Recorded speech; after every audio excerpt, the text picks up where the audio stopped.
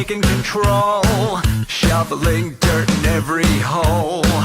Predators to condemn your soul, watching you and watching me.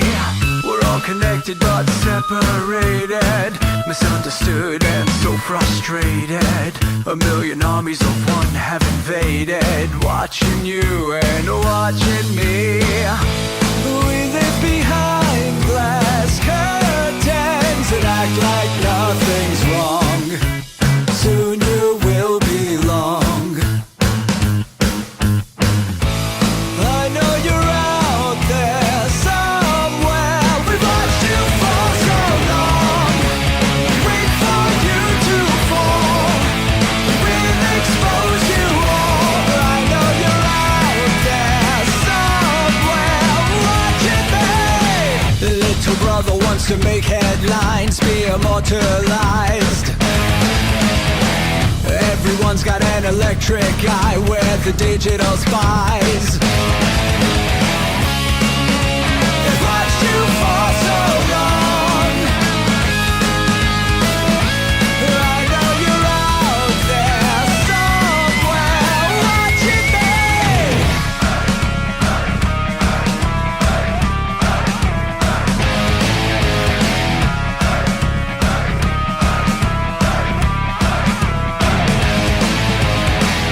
We the people have taken over.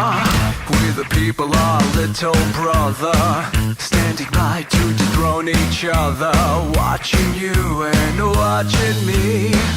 Paranoid, the lens is our weapon, desensitized in our lust for men, democratized by our voyeur obsessions, watching you and watching me. Slaves to perfection, don't let them project you as you are. Reveal your every flaw. I know you're out there somewhere. We've watched you for so long. Wait for you to fall. We'll expose you all. I know you're out there somewhere watching me. Little brother wants to make headlines, be immortalized. Everyone's got an electric eye with the digital spies. They've watched you for so long. I know you're out there somewhere watching me.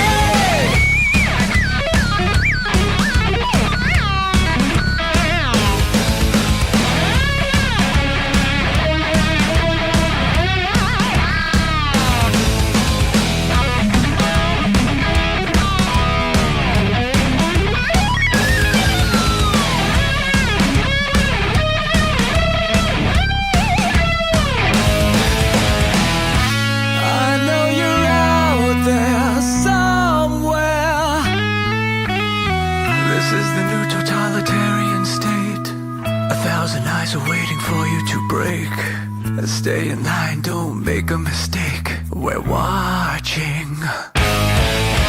We watched you for so long. We wait for you to fall. We will expose you all. I know you're out there somewhere watching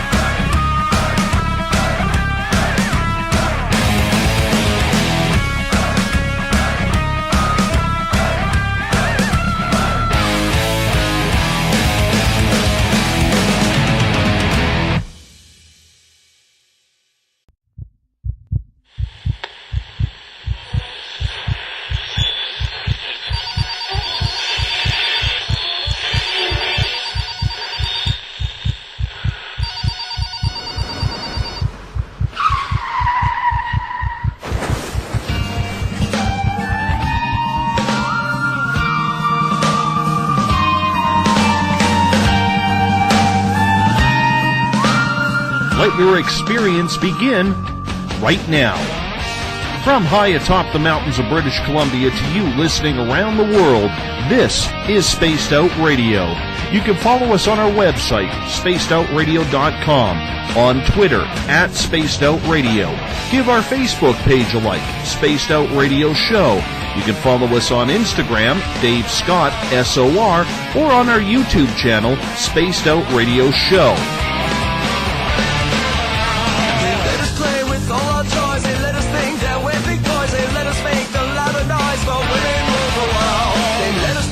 Superman, that we're the only ones who can be strong, but we break on command, 'cause women rule the world. Buckle up, space travelers. It's time to go for a ride as we are live on Spaced Out Radio.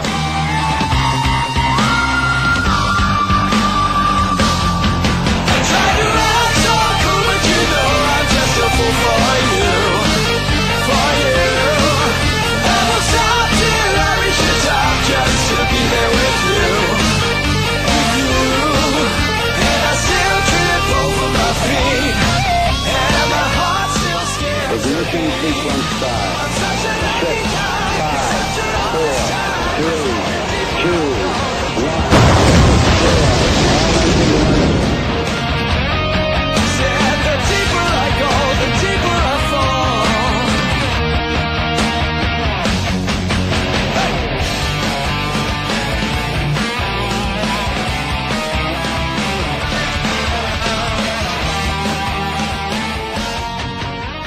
Good evening and welcome to Spaced Out Radio. Tonight I am your host, Dave Scott. Good to have you with us, and thank you for tuning in at spacedoutradio.com and on Spreaker. As once again we come in from the frozen Canadian tundra, battle our way past the wild animals, sidestep Bigfoot, and enter Uncle Jimbo's cabin, stoke up the fire, heat this place up, and broadcast you live on this Thursday night, early Friday morning if you're on the East Coast.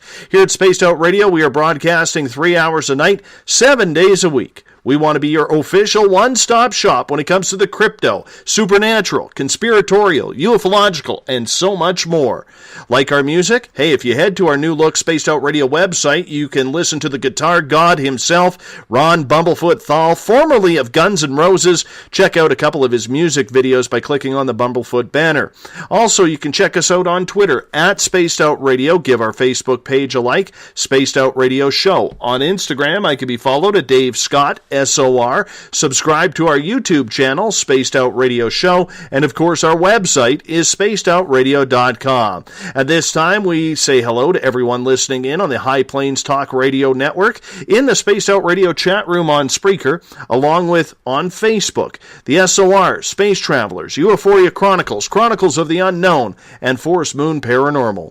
Hey, Space Travelers, you can head to our website, spacedoutradio.com, and sign up for the SOR Space Travelers Club. It's only $5 a month. That's less than a Starbucks coffee, and you will be getting into monthly prize draws, have private group interviews, access to a special section on our website, and much more. Unlike the other guys, we're giving you a heck of a lot more than just access to the archives. Also, you can check out our SOR Spacewire. Spaced Out Radio's news director, Eric Markham, has posted some great stories, and while you're into reading, check out our blog section as well. We have different blogs coming at you every single week. Tonight's show is brought to you by Rivulet Reiki and Readings, providing healings in person or at a distance. PurplePlates.com, helping heal your body, mind, and soul. The New Agora newspaper is the official newspaper of this show, and the iTunes app, Spirit Storybox. It's the official ghost hunting app of SOR. Bigfoot is one of those creatures where everyone has heard of it. Whether they believe in it or not, well, that's a different story. There's skeptics who will say, where's the body? And to be honest, that's a pretty easy argument. We can look at the idea that rarely, if ever, any other carcasses are found around the wild. So one could counter the point by saying it's just cleaned up by predators, scavengers, and Mother Nature herself. But in the Bigfoot community, there is a couple of different schools of thought. There's the purely scientific analysis that Bigfoot is a few possibilities. Modern-day Nephilim, or a relative of Gigantopithecus? Or how about the missing link that Darwin's followers talked about between apes and mankind? Science refuses to believe the creature exists, even though scat and hair samples are aplenty. There's footprints, handprints, and for a select few of investigators, they've even found teeth prints as well. Then there's the other side, the traditional American Indian First Nations belief that Sasquatch isn't really a being, but a shapeshifter combined with an interdimensional being. As far as the legends and stories from the tribal past are concerned, First Nations everywhere aren't surprised the white man hasn't found him yet to confirm his existence. Tonight, we get into this alternative theory of Bigfoot with Kewaunee and Kelly Lapseritis, who have been investigating this topic longer than most of us knew the creature existed. Tonight, you will need to open your mind that there are very different answers to this amazing creature's livelihood. Kewaunee and Kelly's websites are SasquatchPeople.com and PsychicSasquatch.com. Kewaunee and Kelly, welcome to Spaced Out Radio. How are you? Fine. Thank you for having us. Yes, great, Dave. It's great to be on. It's great to have you guys on as well, and I love talking Bigfoot because as someone who is a Bigfoot experiencer, anytime I get to have an opportunity to talk about this cryptid creature, I get excited because there are so many different possibilities that this creature could be. And from my own personal experiences that I have had, I'm not believing whatsoever that this creature doesn't have some sort of hidden talent that is just something that we do not understand. We're going to get into that later. But let's start with you, Kewaunee. How did you get interested in Bigfoot and becoming a Bigfoot researcher? Well, I started 60 years ago this year, actually. So I've been researching for 60 years, and I started out by reading an article when I was young on the Sasquatch up in Canada, and I started immediately writing to Rutgers University, Princeton, other places, different departments. I didn't know there wasn't much information back then, and I merely followed through with in order to try to get more information. I even wrote to Canada. I wrote like postmaster, care of Harrison Hot Springs, British Columbia, because I knew as a government official he'd have to write back to me. But I didn't know anyone up there, but I knew that they were having experiences. And so I cleverly, as a boy, would make these inquiries. And this continued through the years, and eventually I collected 4 academic degrees and even taught anthropology briefly at a New England college and had done an ethnographic study amongst the Kewaunee Indians of Upper Amazonia. So I'm into documentation, and a lot of the things that have happened to me, I decided when they happened that I'd never tell anybody, and here they're in my 2 books and everything because it's important information. It's information that that is scientific.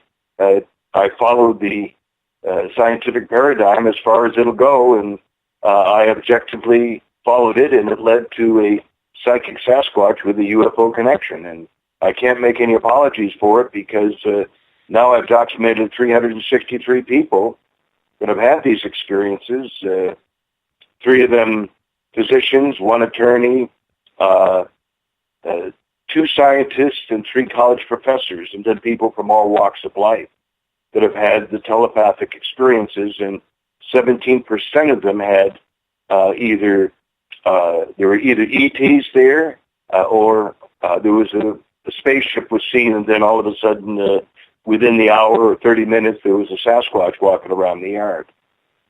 So I've documented this, and this is where it's all led me, and now people are coming out of the woodwork since my book saying, gee, I thought I was the only one. My husband wouldn't talk about it, or my wife is scared for me to talk about it. So now we can talk about it. Now I realize the importance that this is real, you know. So it has some kind of a healing quality to the work that I've done without realizing that it would have such a positive effect on people who've been secretly having these experiences over the years. I'm glad that you said Harrison Hot Springs, and I'll tell you why. I grew up about 40 minutes west of Harrison, so I know the area very well. We have ATV'd all over the trails, found hidden lakes, found good fishing holes, and I'll tell you, I have not seen a Sasquatch up there, but just west of Harrison, there is a town called Mission, British Columbia, where I lived for 15 years. And that's where my Sasquatch sighting happened. And coincidentally, a few months previous to that, about 20 kilometers, so about 15 miles north of Mission, we were ATVing. And my wife had her experience with Bigfoot there as well. Yes, well, there's so much going on that it's a tip of the iceberg, especially with just people having real close encounters that were very friendly, because they're friendly a majority of the time. I want to add something before we branch off here, but, William James said that it takes only one white crow to prove that all crows are not black. Well, analogously speaking, I have 363 white crows. How many more white crows do I need to prove, that Sasquatch is a interdimensional being that's a evolved human, about 100 times more evolved than we are? They're more human than we are because they don't go around murdering each other. They don't start wars. They don't destroy the environment that sustains them. So they really view us in a very negative light, and yet they say, we love you, and they work on supporting the light workers, those people who are not supporting a system that's destroying the planet, because the majority of the system is, and the planet's dying at the moment. This is it. It isn't like, in another 50 or 200 years, something may or may not happen. Sorry, it's happened, and we're starting now, and all of this, the breakdown of the planet, and now we are at the top of the endangered species list. So this is where it all led. This is why nobody listened. So we're in trouble, and the Sasquatch people are the ultimate environmentalists, because they communicate telepathically, and I've had mainstream researchers come to me and say, I had experience, but don't ever tell anybody, and I don't ever mention my name.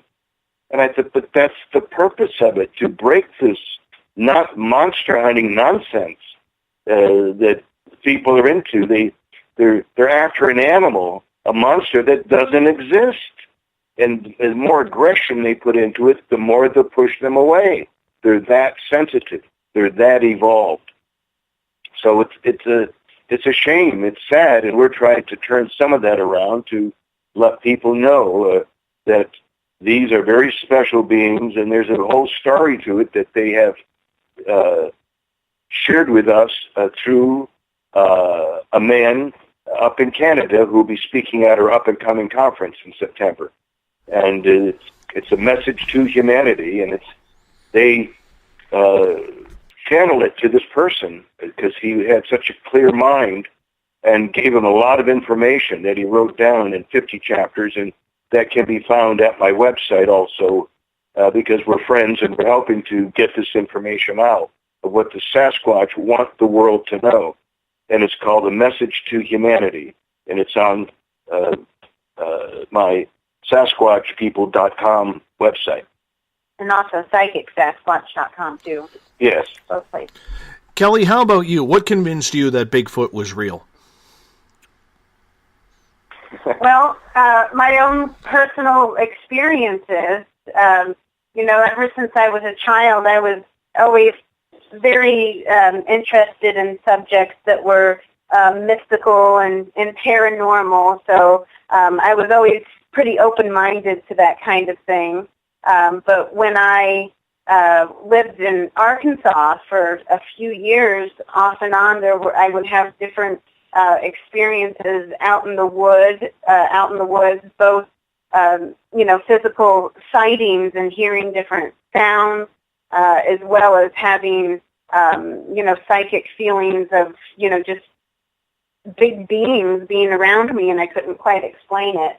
And then I would also receive a little bit of telepathy, but I would put it out of my mind and kind of dismissed it until I came across this information, and then it all just really clicked for me. And at the same time, simultaneously, they began to really contact me and, teach me different things. So I was, it was just kind of all of a sudden in my life. And that was right around the time of meeting Kewaunee as well, so... You know what? I am totally buying the idea of Bigfoot telepathy, and I will tell you why. Before I moved up north, where there are frequent Bigfoot sightings up here in the Caribou region of British Columbia, where I live and broadcast from, it was like I got a telepathic message saying where I was supposed to go and how I was supposed to communicate. And it's funny because every time I tell this story, it's the same Bigfoot that shows me himself.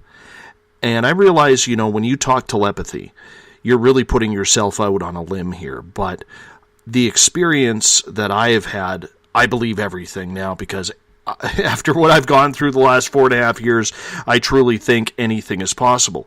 But when I came up here, right before I came up here and moved up here, it was very simple. They told me to go by these waterfalls that I used to fish when my dad used to bring me up to this area as a kid to go fishing on the Canada Day long weekend. And except we park there, instead of going down the trails, we go into a different area. And he's told me, do not bring any weapons, do not bring any recording devices, do not bring any cameras. He does want tobacco, he does want an offering, and I'm fine with that. And then I find out that this area that I have been told where I'm supposed to go, that my neighbor across the street, a couple of his buddies, have actually had Bigfoot experiences right along that same road that I am supposed to travel. So to me, that's a little bit too coincidental. What do you think about that? I think that there's no such thing as coincidence. I see these things adding up personally in my life all the time. Just things like that matching and coming together, and now especially that, we're communicating with people worldwide about their experiences.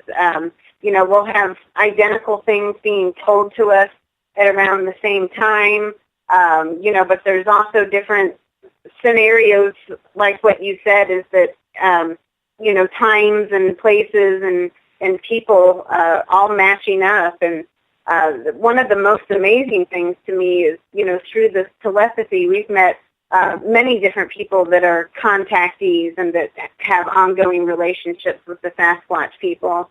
And even without us ever telling them different names or telling them different things, they'll come back and match exactly what we've been told and what we know. So it's just, for us, undeniable proof that, this has to be real. How could all these other people be connected psychically and without knowing anything about each other? So, it's just undeniable proof for us. Yes, they've contacted me in the last 37 years over 1,000 times. I'm well educated. I've lived all over the world, visited over 40 countries. I lived in England, East Africa, Japan, immigrated to Australia, and later lived on the Amazon. So I've really broadened myself, and I just, all this has just changed my life. And we don't feel like we're going out on a limb. We feel like we're really from the heart of sharing real information that people need to start paying attention to. We just want to educate the public and share our experiences. We can't prove it, but we're not trying to prove it. If there's any proof coming, the Sasquatch people themselves will produce it. Not technology like other researchers think is going to be the answer. But this is basically emerging. If you look at this whole phenomena objectively, it's a merging of anthropology and quantum physics. So if some mainstream scientist doesn't like the word psychic because they claim it's unscientific, well, use the word quantum physics, because it is mainstream, and there's a lot of information out there, and a lot of top physicists from Princeton that I've met, from MIT, from all over, that have proven that psychic phenomena is real. I don't need to even get involved with that. I'm too busy experiencing it. I won't waste my time butting heads with people. I respect that person and their attitude and their perception of what they think it all is. But there's nothing to argue about in our camp as far as how we feel. We just respect other people, but it's not something that we need to debate, because we've had so much experience. And like I said, I've documented as a social scientist 363 other people. I think I know plus over 1,000 times they contacted me. And I've seen them 9 times in the physical, and numerous times, a few hundred times, where I could see through them as a living apparition. So I know what I'm experiencing, and I'm being reminded every day from people all over the world saying, I had that experience. Thank you for writing the book, kind of thing. I write them back and say, I'm glad it's helpful. You know, we need to put this in the proper perspective and not some, they refer to us, I guess, some of the mainstream as being woo-woos or woo-woo people, but we can't help but chuckle and view them as woo-woos, not us, because they're so far in left field. I don't need to certainly wish them the best and have nothing negative to say other than they missed their mark after all these years and all these people out there with technology and all their skills. They still come up with 0, So why? Because that's the wrong approach. You don't go out with a gun and camera to exploit them. They've even said to me, one of the reasons we like you and interact with you because you've never tried to exploit us or trick us in any way. So like the others, they said. So that's one of the things apparently is very important to them. On that note, we are going to hop out and take our first break of the night. We are talking Bigfoot with Kewaunee and Kelly Lapseritis. Their website, SasquatchPeople.com, PsychicSasquatch.com. I love the Bigfoot talk. We're going to get more into it on the other side of the break. You're listening to Spaced Out Radio. I am your host, Dave Scott. We'll be right back. Would you like to become one of our space travelers? All you have to do is click on the Space Travelers icon at spacedoutradio.com. For only $5 a month, you can get access to some great prizes, as well as private monthly shows, newsletters, and a members-only section on our website. Become a space traveler today. Hi there. This is your medium, Joanna, from Spaced Out Weekend, 2 Mediums and a Large. I would love it if you would come and join us with host James Tyson every other Sunday on Spaced Out Weekend. Together, we will take your calls and your questions live. Our goal is to provide you with a positive outlook on deep questions that you may have. Questions regarding love, relationships, money, or whatever else is on your mind. Come and check us out at spacedoutradio.com. Every Saturday and Sunday night, as Dave Scott wanders aimlessly in the wilderness, you can come hang out with me, James Tyson, in Spaced Out Weekend. Starting at 9 p.m. Pacific, midnight Eastern, I'll take you along as we talk with some of the best experts in their fields. SpacedOutRadio.com is the place to find us. So sit down, relax, put your feet up. Enjoy the topics like the paranormal, supernatural, intuitiveness, and so much more. Hope to see you there. Hey everybody, this is Patrick Webster Small, and I'm here to bring you the Webster Phenomena every Saturday night. Live at 8 p.m. Pacific, 11 p.m. Eastern. If you're looking for aliens and extraterrestrials, well, we've got them. Big and tall, short and small. You're bound to find what you're looking for. So join me on the Webster Phenomena right here on Spaced Out Radio.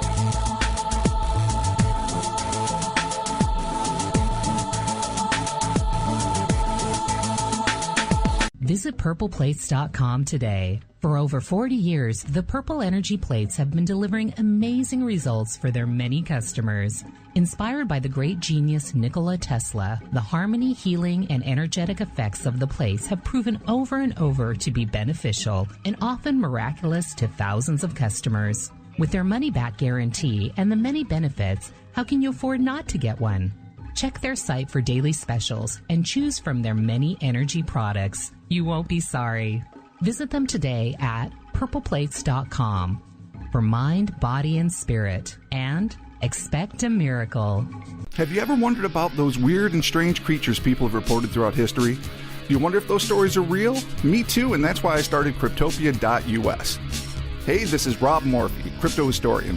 Join me once a month on Spaced Out Radio with Dave Scott, where we will get into the odd and bizarre reports, from the Dover demon to hairy hominids and everything in between.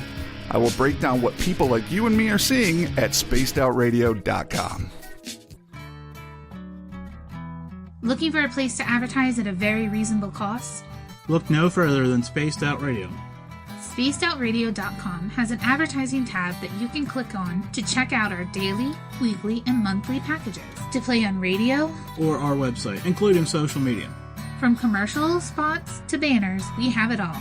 Check out our competitive pricing today. Hi there, I'm Butch Witkowski, lead investigator with U4Cop.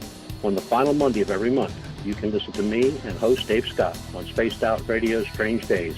We're going to get to the heart of the matter when it comes to what's happening out there. People are seeing and experiencing things from ET contact to Bigfoot, and I want to hear about it. Your experiences are what we investigators need to help solve these unknown mysteries. So tune in at spacedoutradio.com to the final Monday of every month from Butch Witkowski's Strange Days. Want to connect with us online?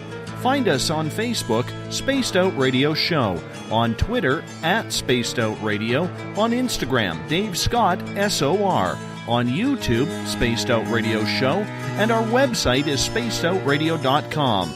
All right, space travelers, here comes the second half hour of Spaced Out Radio.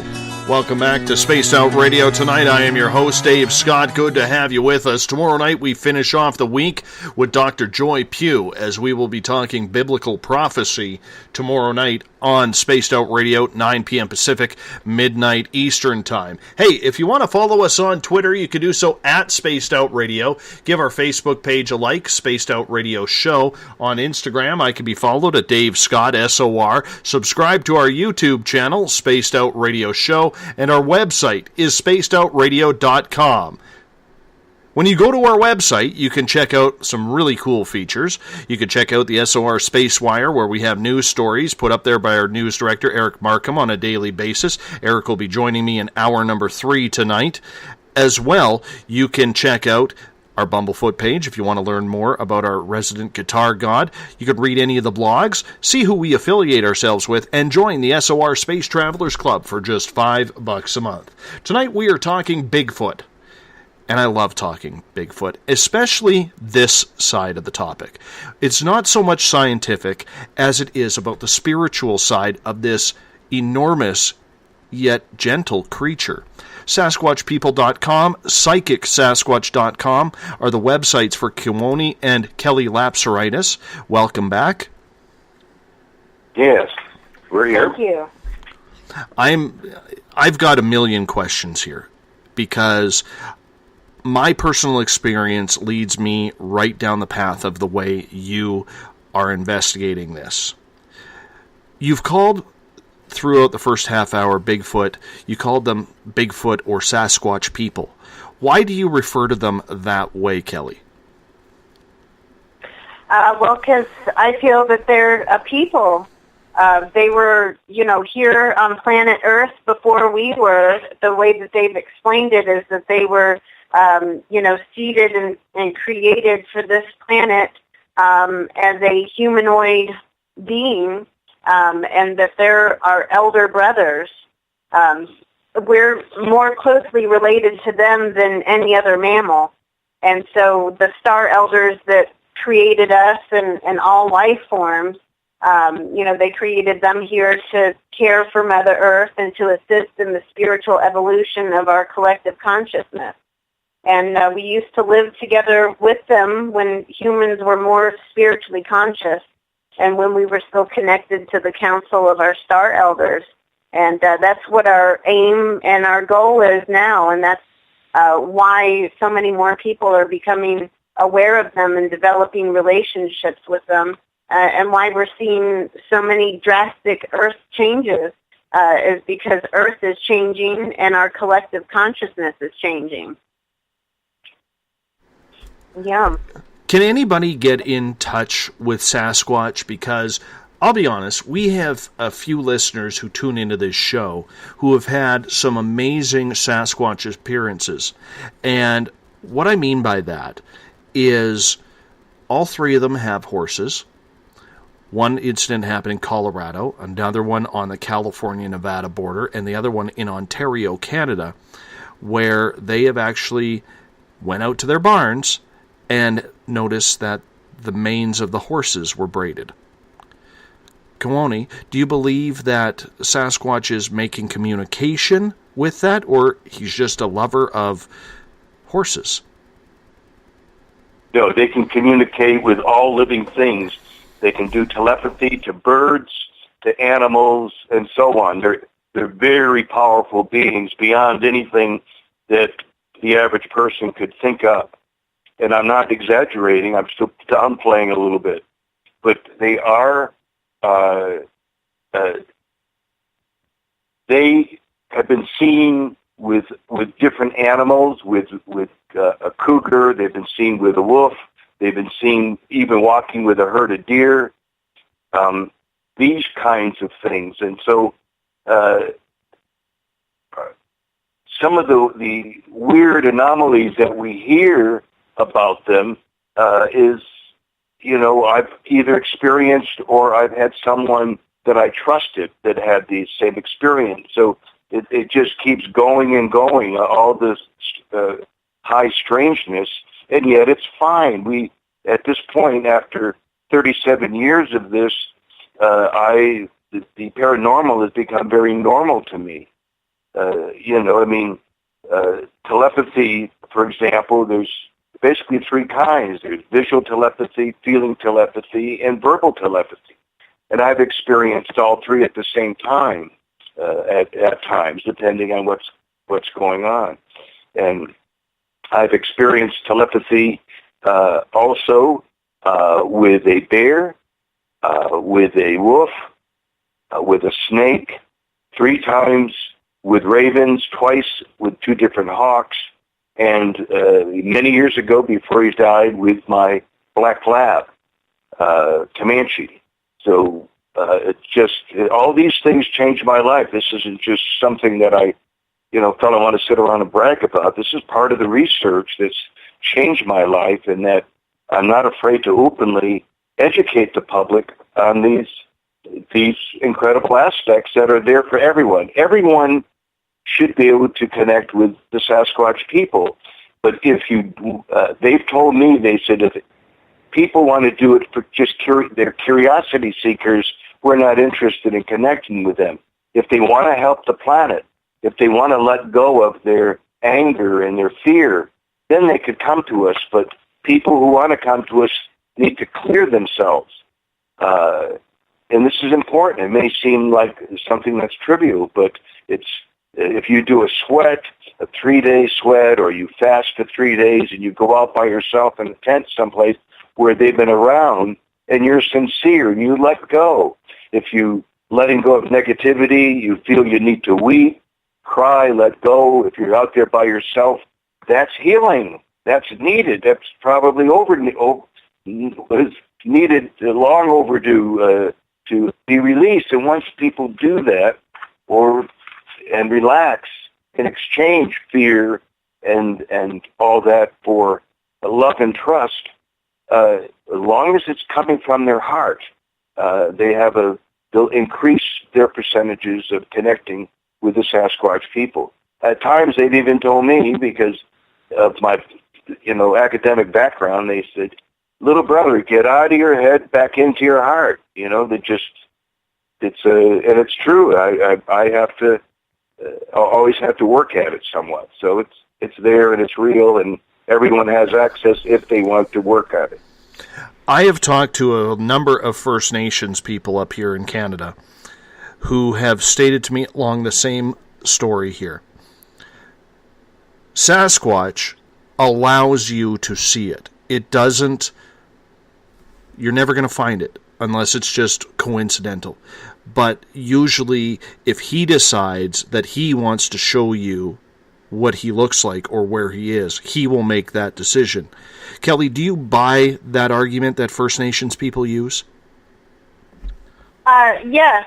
Yeah, I do believe that, it's their choice. They have enough control that they're able to do that. And most of the time, when they do reveal themselves to somebody, it's usually just a quick glimpse, but it's enough to shake up their world, so that they're thinking about this all the time and wanting to investigate it, and that's how you begin to learn the truth.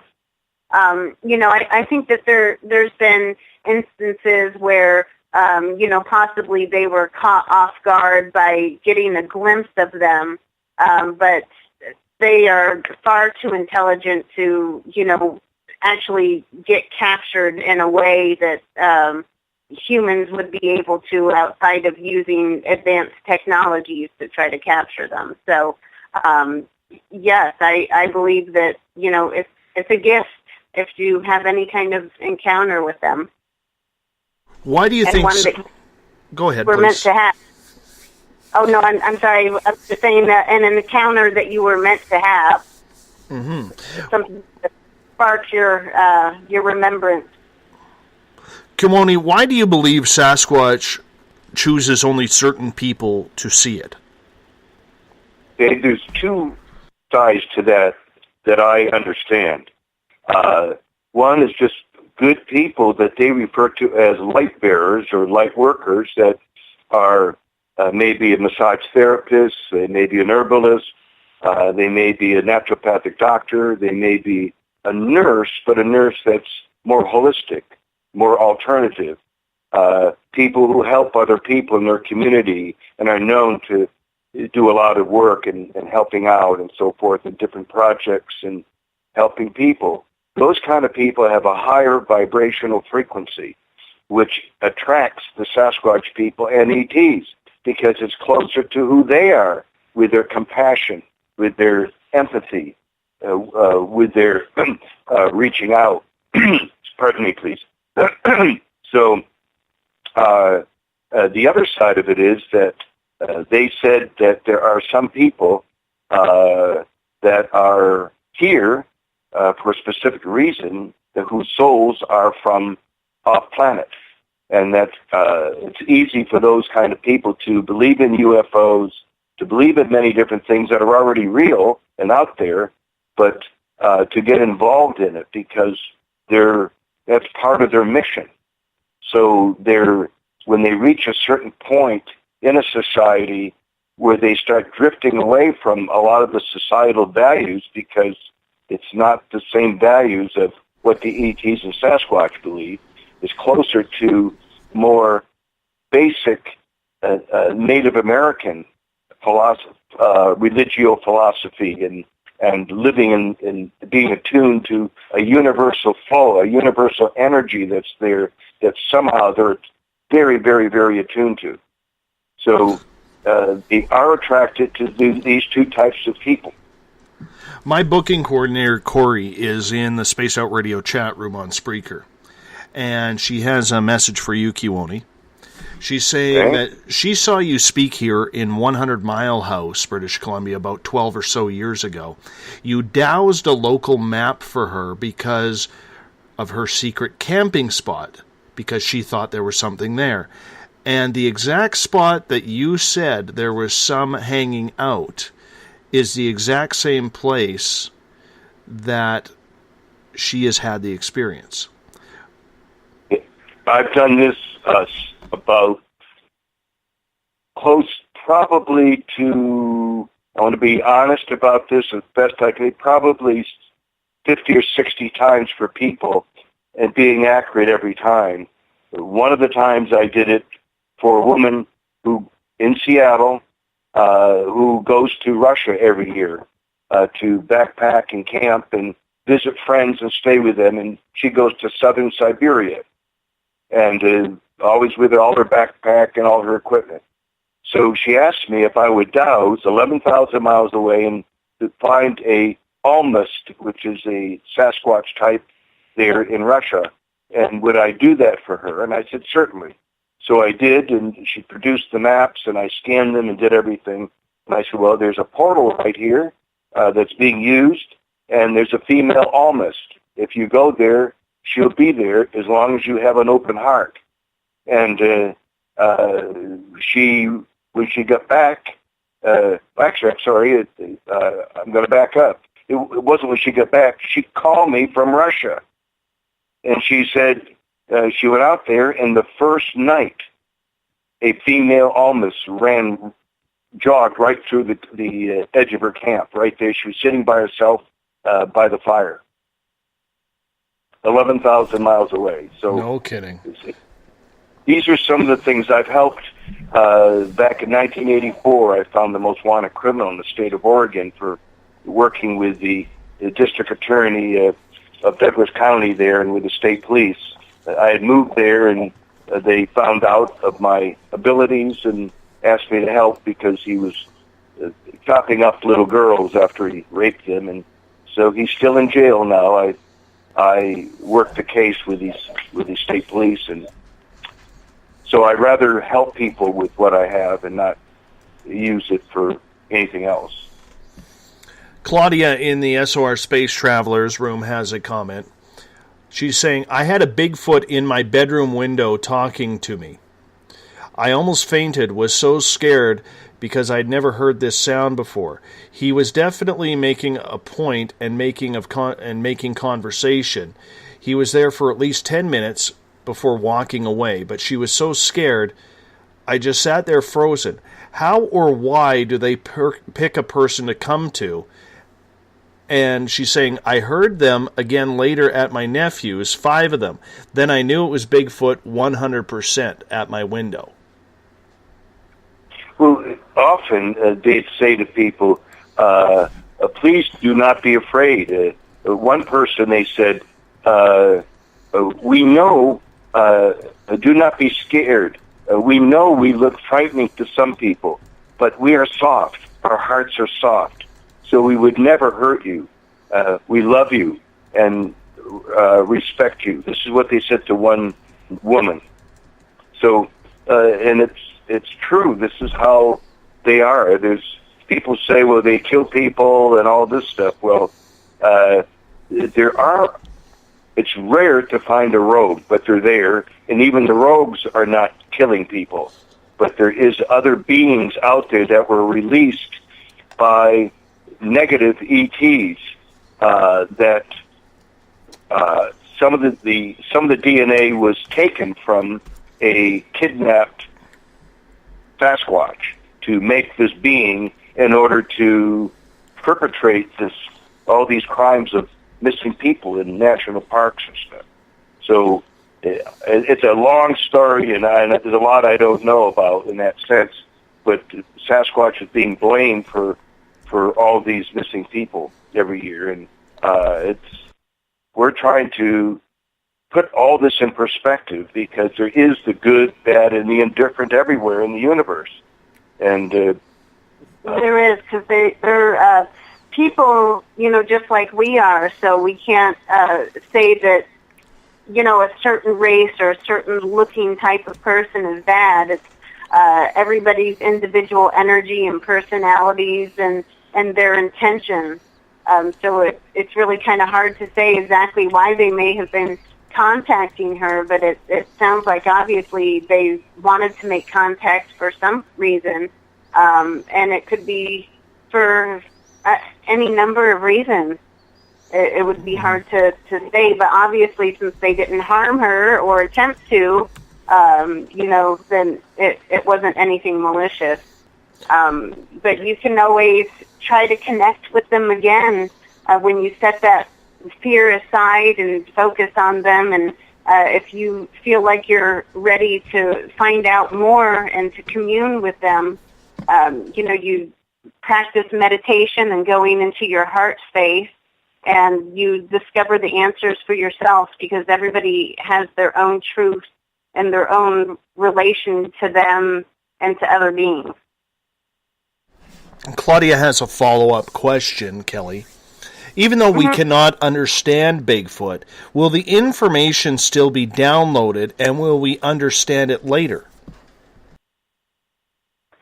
Yes, they say that we will. More so. Yes, definitely more so, because it's all energy, and so we're absorbing it. Our soul self is aware of all this. We're just really limited in these human bodies and in this third density, so that we don't remember a lot of it. But when the time comes for us to the need to know it, then it will be there. And they've told me before, that the reason that I haven't been aware of everything, or the reason that it's a process and a growth, is because if I have known everything at once, I'd probably be locked up in a mental asylum or something. And, because our human bodies are fragile and we can't handle all that information at once, or it would have a possible negative effect on us where we would have negative attention. For instance, it might inflate our ego, or it might bring media attention to somebody that is not necessary, and it would end up interfering with their life goals. Yeah, creating more problems rather than healing a situation. Exactly. So when we need to know it, we'll remember it. Kewaunee, do you believe Sasquatch is from Earth? Well, they told me back in 1985, when I was living in Oregon, they said they were seated here millions of years ago during the time of the dinosaurs. And that, excuse me, they were, created by the star people and seated. And when I started to ask them stuff, they said, well, your people were seated much later. Well, at that time, I was coming from a Darwinian perspective, and because I taught anthropology and at a New England college at one time, and so on, and that's where I've always come from. And yet, I really had the tough time of it, and it wasn't until 1 month later after that conversation that I found the book, Zachariah Sitchin's book, The 12th Planet, which is proof from the cuneiforms of everything that he had. Anyway, it's all pure science, and there it was, all this stuff looking at me, and I thought, wow, in fact, I asked him, I said, are you the caveman that our people talk about? And missing link. Yeah, and I said, the missing link, and he chuckled, and I said, why are you laughing? And he said, no, he said, you people are the missing link. You don't know where you've come from or where you're going. And it's true, it's almost a little humorous in some respects, but the reality is true. Where are we going? Well, we've just hit a dead end. The planet's dying, and that's because of us, because of our twisted thinking, and that it's okay to plunder the earth. It's okay to poison everything. It's okay to resolve issues with violence and war. This is crazy stuff. This is pathological stuff. So anyway, they see it, and they see us that way, and they're very selective who they want to be around. And if people get too negative, they'll even withdraw, even if they're friends of those people. If they get negative because they're going through some kind of a negative thing and that they're not dealing with properly, they'll back off into the shadows, as they said that they do with people. And then as the person gets a hold of themselves, clears, and oh wow, gosh, took me a few months to get through that emotional stuff, and they're back again flowing. They could put their lives in perspective, and they're back talking with them again because that negativity lowered their vibrational frequency. So therefore, it was difficult for them to be around. It's almost like some virtuoso that wants to go to see a classical orchestra, and it ends up being hard rock and all this rap stuff and everything. And hey, drive the guy nuts. You can't listen to that. It's not who he is. And in a sense, analogously speaking, the Sasquatch and even the ETs are that way. If they want to work with people, again, who care about other people, who are still have a bit of humanity in them in spite of what's going on in the world today. Or what I like to say is people who are in service to others rather than in service to self. Thank you. We have time for one question before we go to break here in about 3 minutes. And Kelly, I'll ask this one to you. Gail is asking in the SOR Space Travelers, to both you and Kewaunee, or pardon me, this question's for you, Kewaunee.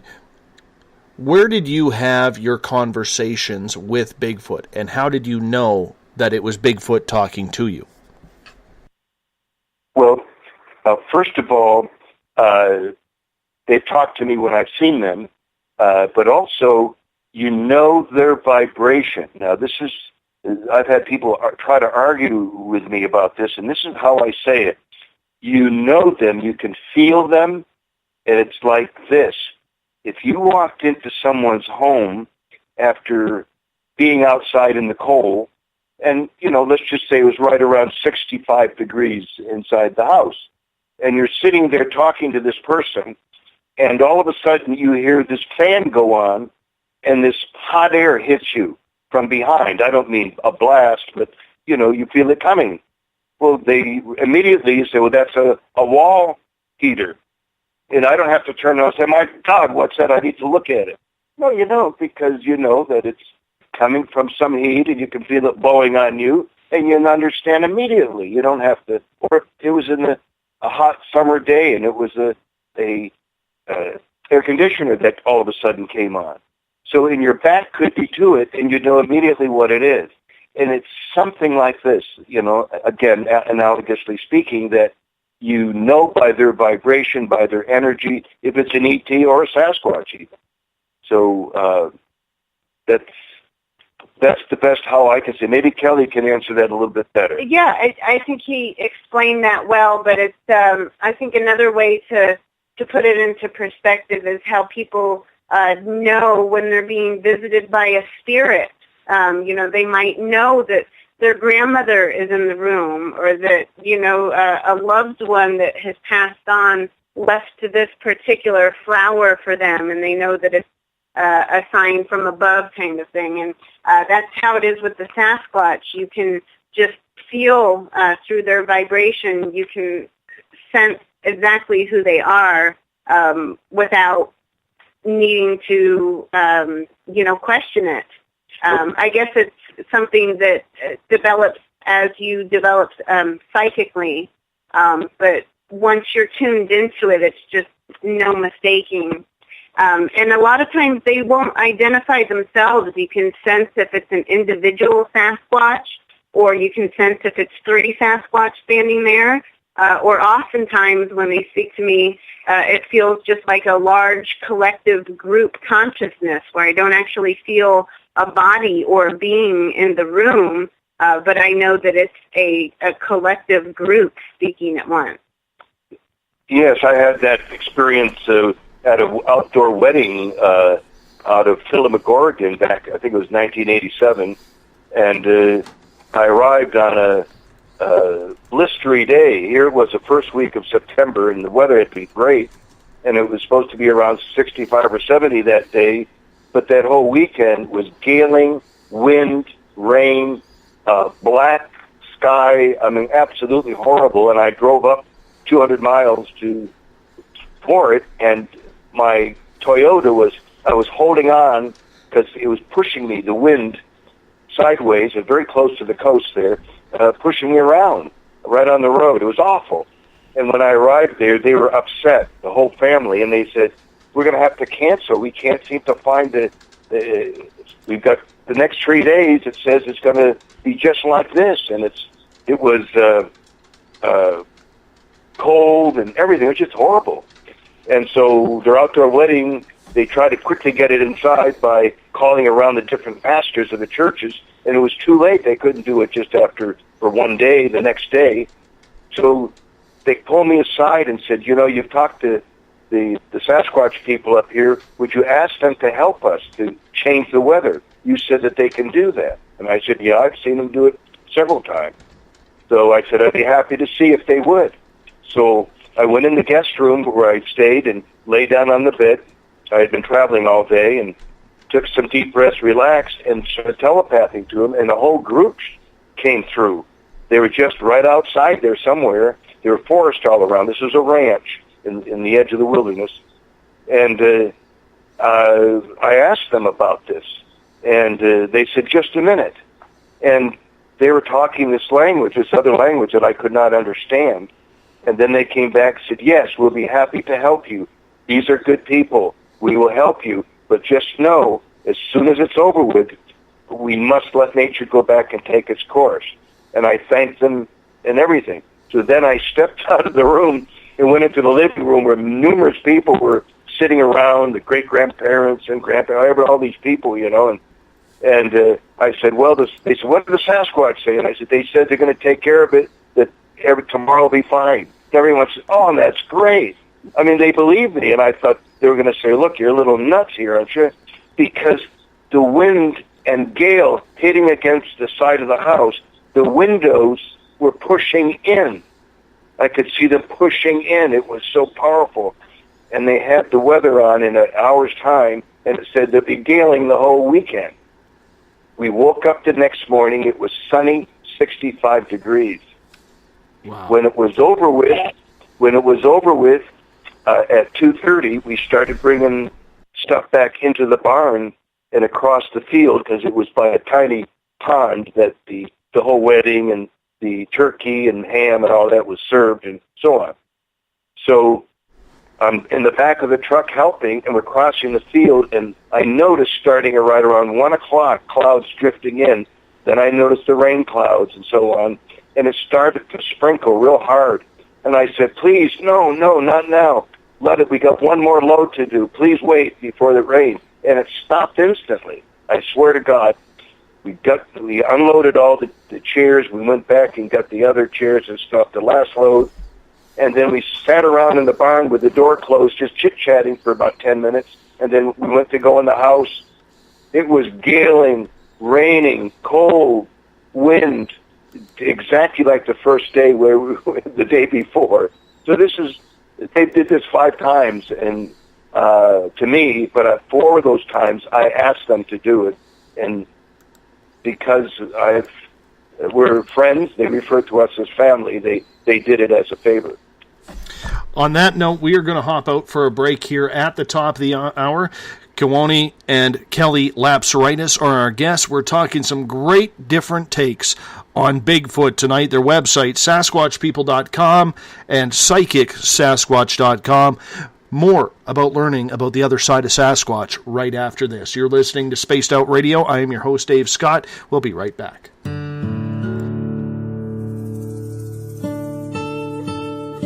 Greetings and salutations, space travelers, from the Chronicles of the Unknown team. What is Chronicles of the Unknown? I keep hearing about this thing. It's a new paranormal reality TV show based right here in beautiful British Columbia, Canada. Follow our team as we uncover claims of activity on the Caribou Gold Rush Trail. You can also follow us here every third Monday, where 2 members of our team will be available to answer your questions. We'll give you some equipment updates and some of our experiences on the road, right here on Spaced Out Radio on the Spreaker.com network.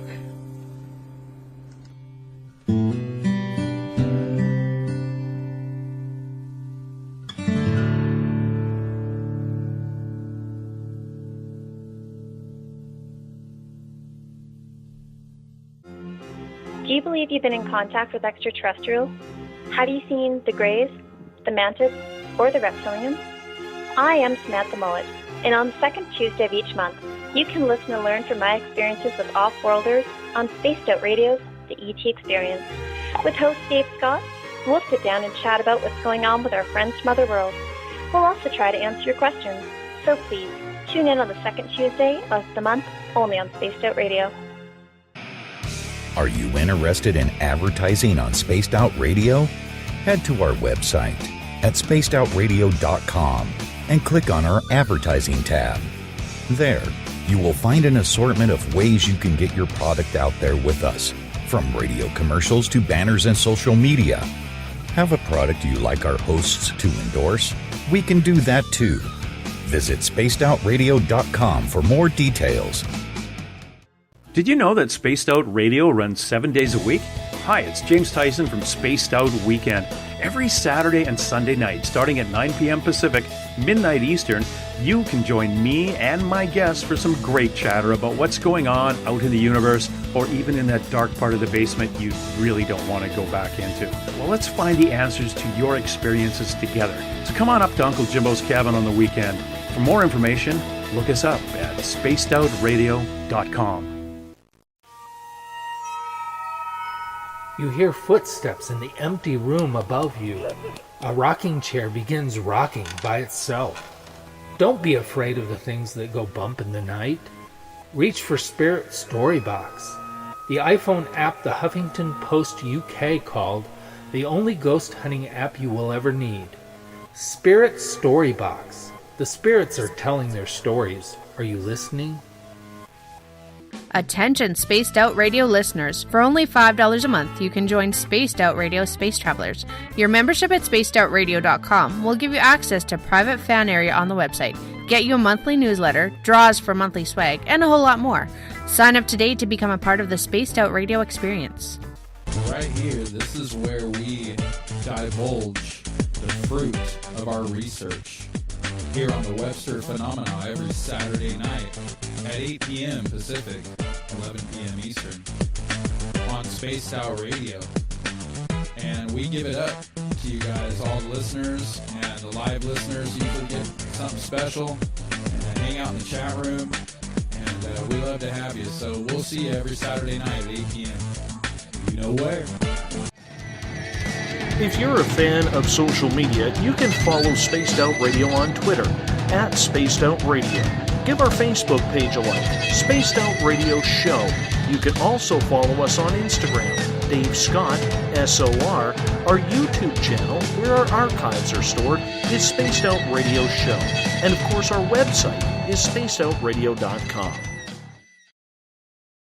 Bill Cardwell in the SOR Space Travelers has set tonight's password for all space travelers out there. It is empiricism. Empiricism is the password for you tonight. Make sure you use it wisely, SOR Space Travelers. Remember, you can follow us on Twitter at Spaced Out Radio. Give our Facebook page a like, Spaced Out Radio Show. On Instagram, I can be followed at Dave Scott, SOR. Subscribe to our YouTube channel, Spaced Out Radio Show. And our website is spacedoutradio.com. While there, you can check out our SOR Newswire. You can also check out our blog section, as we have some great pieces of writing on a weekly basis that are updated. And you can join the SOR Space Travelers Club. For only $5 a month, you get private access to a special section on the website. You also get your name automatically entered into monthly prize draws, and so much more. We give you a heck of a lot more than just access to our archives. Tomorrow night on the show, we finish off the week by talking to Dr. Joy Pugh. Biblical prophecy is what is on tap for tomorrow night on the mighty SOR. Tonight we are talking Bigfoot with Kewaunee and Kelly Lapseritis. SasquatchPeople.com, PsychicSasquatch.com is what we are chatting about tonight. Welcome back to the show. We have 1 hour left with you guys. Yes, and I know there's so much we've talked about, and yet my two books cover so much material and from many other people, and what I pulled together, it's certainly a lot more amalgamated and a lot more succinct and just the little bits and pieces for sharing. But anyone can order my book by going to my websites there. Kewaunee, I want to start with you on this one here, because a lot of people, if you go on YouTube or many of the different Sasquatch sites, have so-called video of Sasquatch or have taken photos of Sasquatch. Yet 95% of the film out there, either video or just plain photography, always seems to have a blurry picture. There are people speculating that Sasquatch is able to emit a frequency in order to distort electronics. Are you buying into that theory? they can do that very easily. Yes, they are in control of your cameras, your everything. And some people say, oh, no, I've got this picture on a trail cam, and it may be real. It may be real. However, it's so at a distance, even some up close, it doesn't prove anything. I mean, I'm not trying to prove anything. I know,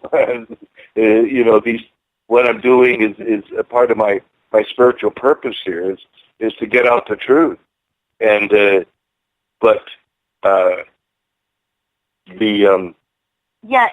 that they're able to manipulate it and change it on purpose to make it blurry. Or I've heard of several instances where pictures have completely disappeared off of camera rolls, as well as pictures appearing on camera rolls that were never taken.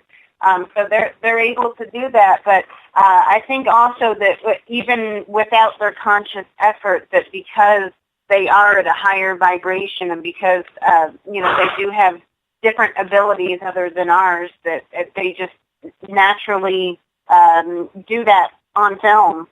Kind of like, capturing a ghost that never looks solid on film. So, Sasquatch is quite the same way. They're at a totally different frequency.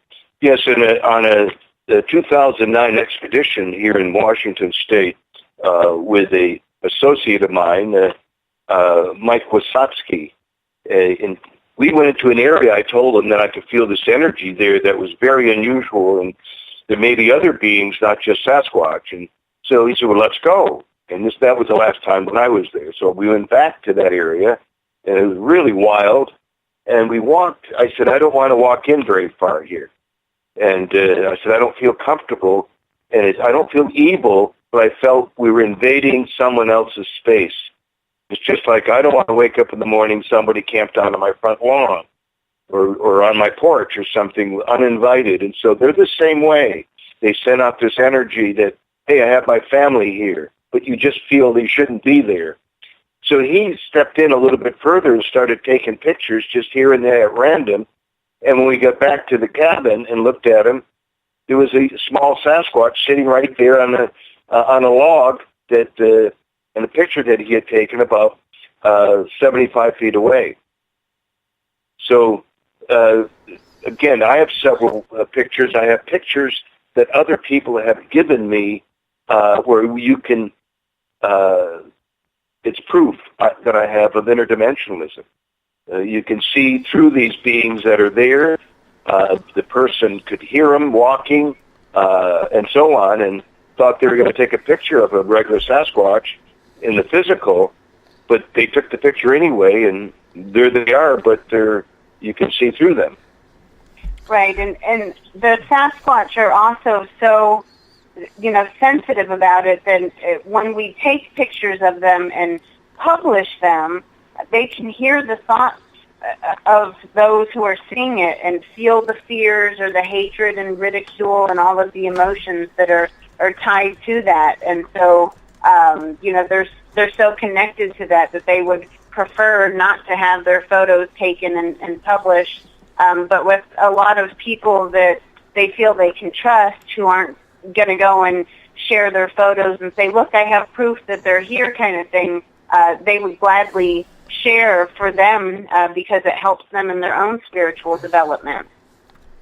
But they say in the 50 chapters that Camus, the elder Sasquatch, I'll read some of his words here, and he says that our human allies are not concerned about proving our physical existence, since there will always be denial and the uncivilization of the lower lords, no matter how much proof is provided. And that's to maintain the official program of the global control agenda through false doctrine and speciesism, which is an ideology of domination. And they say that their human allies should rather be concerned about our rehabilitation and our collective consciousness as our elder relatives and our longtime allies. And through this transmission of the ancient knowledge that they've carried to this day that was largely forgotten by our people, the humans, we can once again, as before, work together in reestablishing divine law and cosmic order here on our home planet. So this is a quote, so they're that evolved. Right. Quote. And so it sounds quite sci-fi, but that's basically what it boils down to. It's all, a much higher galactic and cosmic matter here. The whole reason that they're here and the whole reason that we're here and the reason the Earth is sustaining us. So it's a much larger picture of, just these hairy people that are staying hidden here on Earth. They want to connect with the people who are open-minded enough to connect with them on that spiritual level. Yeah, our purpose is not to have a 2-car garage, a motorcycle, a boat, and then retire in Florida. It sounds nice, but, it's just a collecting of materialism. What about that person's purpose? Different things that so many people go through life here, make tons of money, but a lot of them are alcoholics or snort coke or whatever else people do. Why? Because they're so stressed they don't like their job, but they like the money. So they're not fulfilling their spiritual purpose. And that's really what it is. Spirituality simply is respect for all living things and to go with the universal flow of where things are going, not against the universal grain, which is what we've done materialistically on this planet. I got a few questions for you here. This one comes from Bob in the SOR Space Travelers, and he is saying, what about the Patterson film, the famous film in Bluff Creek? Are you saying Bigfoot allowed them to see her? Yep. Absolutely. Yes. He was caught out in the open. They wanted, I think, something a little different, but they got a good film. They said, yes, that's one of our people. I know someone that's seen him 17 times, but only talked to him the first time. So there's something about his vibration out in Pennsylvania that they like, that they feel comfortable with. So it is with certain people, but it's a timing thing. They thought that was the right timing to come out and get people to think about it in a serious way. Yes, it's interesting how the Smithsonian Institution looked at it and they said it's a guy in a monkey suit. Now wait a minute, that's what they said just by viewing it without any analysis. Wait, what kind of scientists are those? Well, it was sent to Russia and it was there for 6 years to film, and people, experts in biomechanics, physical anthropology, and so on, studied it, and it's not the same gait as a man.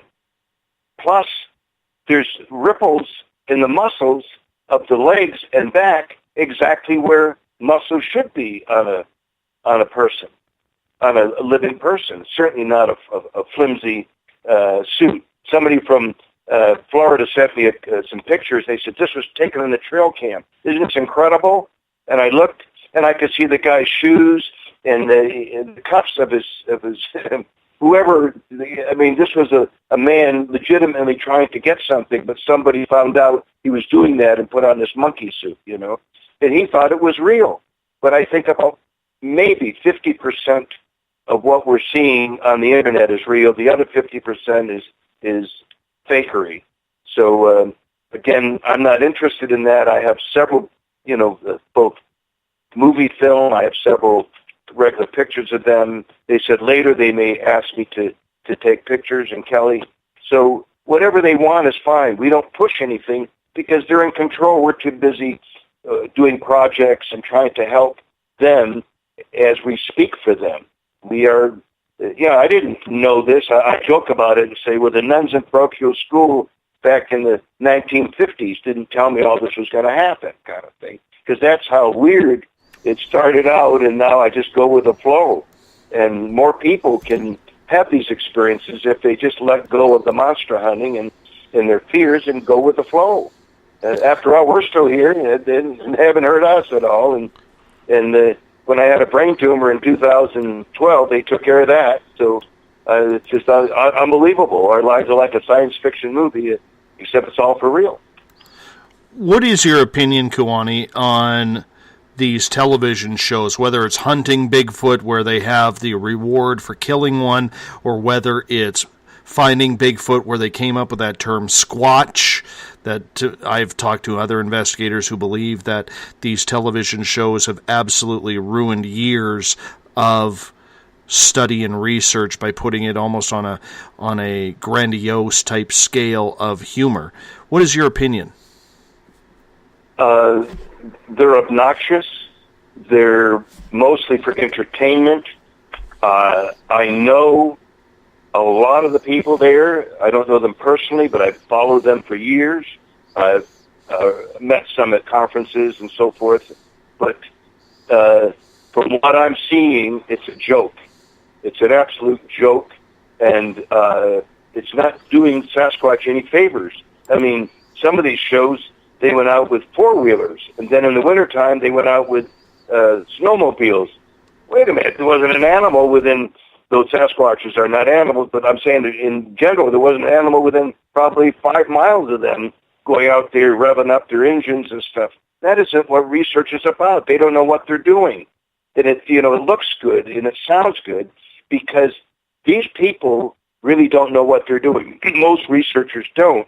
And I'm not trying to insult anyone. It's just how I see it. And they don't want to change or ask questions of my work a lot of times and stuff. And that's okay. That's where they're at. But it is creating a problem with the Sasquatch because a lot of these people who are listening in, so, gee, if I get a gun, maybe I can get one, And we're trying to stop all that and try to... Right, because right now in this world, there's dark and light forces that are, fighting for control, basically. And now that the truth about the Sasquatch people is coming into light, there's going to be lots of other forces that are trying to cover that up and make fun of it and turn it into something else. So, I think that's the part of the reason that it became so popular and that there's all of these television shows that see them in a negative light. But at the same time, it's brought more attention to the Sasquatch phenomenon, and it's brought more attention to the fact to other people that they most likely really do exist because they've, heard enough accounts about them and things like that. So, at the same time, you could either jump on the bandwagon of them being animals or myths, or, you can choose to investigate the truth and find out who they really are. So, in a sense, even though the shows don't have much positive, answers in regard to that, it can be found if you do your own searching from there. Yes, and I wanted to actually read a quote here, if I may. Actually, I used it at the end of my first book that came out, the Psychic Sasquatch and the UFO Connection. But I end the book with this quote from a physicist called Lincoln Barnett. And in 1948, he wrote a book called The Universe and Dr. Einstein. And I just want to quote from him. There seemed to be no process of nature which could not be described in terms of ordinary experience, illustrated by a concrete model or predicted by Newton's amazingly accurate laws of mechanics. But before the turn of the past century, certain deviations from these laws became apparent, and though these deviations were slight, they were of such a fundamental nature that the whole edifice of Newton's machine-like universe began to topple. The certainty that science can explain how things happen began to dim about 20 years ago, and right now it is a question whether scientific man is in touch with reality at all or can ever hope to be. End quote. Claudia has a question in the SOR Space Travelers Club here, and she is asking, it seems like Bigfoot likes to come out and be around when there is a sweat lodge going on. Are they enjoying the energy and joining in themselves? Very definitely. It has a high vibration of people releasing, focusing, praying, meditating, drumming, that really they come around. I've been told over and over again about that, and they do. They do. They love, they're spiritual people. They care. but we've turned them into monsters. So, they can only get near so many people. They after a while, they get tired of being shot at or hunted down. But yes, they love that kind of gathering. Mm-hmm. Anything that's healing like that, they would love to participate in. And they inspire a lot also. Another question for you here is in regards to pixelation and trail cams. A lot of people believe that Sasquatch does not get picked up on trail cam, and they will see some sort of orbs or flashing, streaking white lights or something along those lines. Have you ever seen, Kelly or Kewaunee, pixelation like I saw when I had my experience and I knew I was being followed, and when I turned and looked there was nothing there but this strange pixelation that was around? Have you ever seen that? Yes. Several hundred times. Yes, me too. And, by the eye and also by the camera, I get all kinds of strange anomalies in the camera where things look pixelated or things look like a fog or a smoke. Or sometimes you can see the interdimensional shape, like an outline in the trees and whatnot, and quite often a face as well. But and with the orbs and the streaks, they can also appear that way, and I think it just kind of depends on what state that they're in at the moment that it was captured.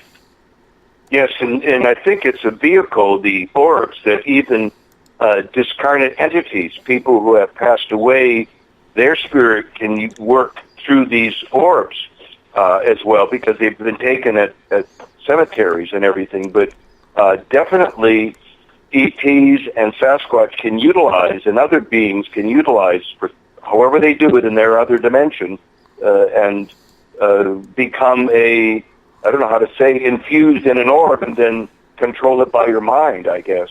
One man, it was about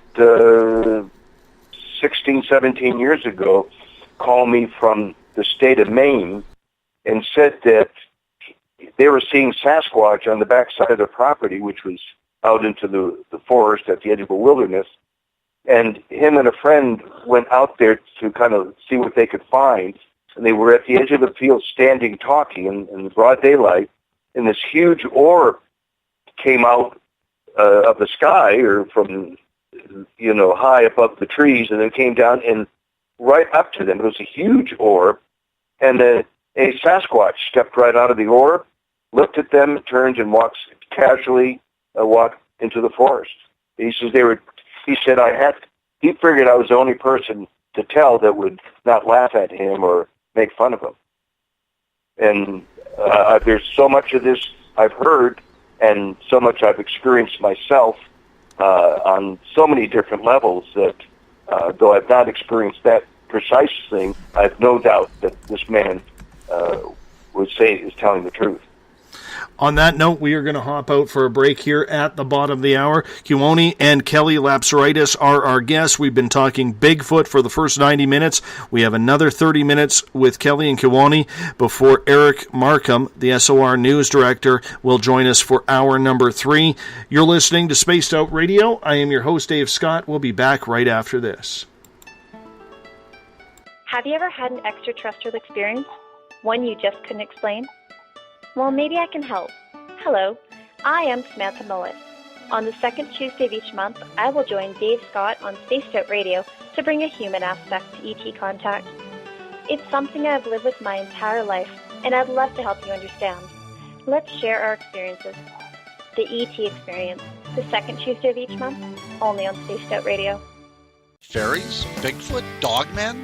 Trolls? Goblins? Hey, if it's cryptid in any way, I'm looking into it. Hi there, this is author Ronald Murphy, also known as Spaced Out Radio's Crypto Guru. Join me every second Wednesday of the month on Spaced Out Radio with Dave Scott, where we will talk about the stories people call tall tales. I will fill you in on the latest sightings and the hidden histories that are causing quite a stir. You can find everything at spacedoutradio.com. Hi there, this is Jolene with Reveal Reiki and Readings, and I want you to relax. Let me help you chill out and get in touch with your body, mind, and soul. In this busy world, sometimes we need to let go, and this is where I can help. Visit my website, rivuletrndr.wix.com/rivuletrndr, or my Facebook page, Rivulet R&R, to set up an appointment for relaxation, Reiki, or readings. No matter where you are, it's time for you to make time for you. Would you like to expand your clientele? Have you ever thought of online radio advertising? Check out spacedoutradio.com to get your name out there. Our listeners support those who advertise with us, so why not give it a try? We have the most competitive advertising prices out there. Just click on the advertising tab on spacedoutradio.com and contact us today. Are you an ET experiencer, but you just don't know what's going on? Are you too timid or shy to discuss it with anyone? Maybe I can help. Join me, R. Keith Andrews, the first Friday of every month on Spaced Out Radio, and I will help you to find the answers you're looking for. Together, I will help you understand the off-worlders and the true meanings behind your experiences. All you have to do is join us in the Spaced Out Radio chat room. See you there. Every Saturday and Sunday night, as Dave Scott wanders aimlessly in the wilderness, you can come hang out with me, James Tyson, in Spaced Out Weekend. Starting at 9 p.m. Pacific, midnight Eastern, I'll take you along as we talk with some of the best experts in their fields. SpacedOutRadio.com is the place to find us.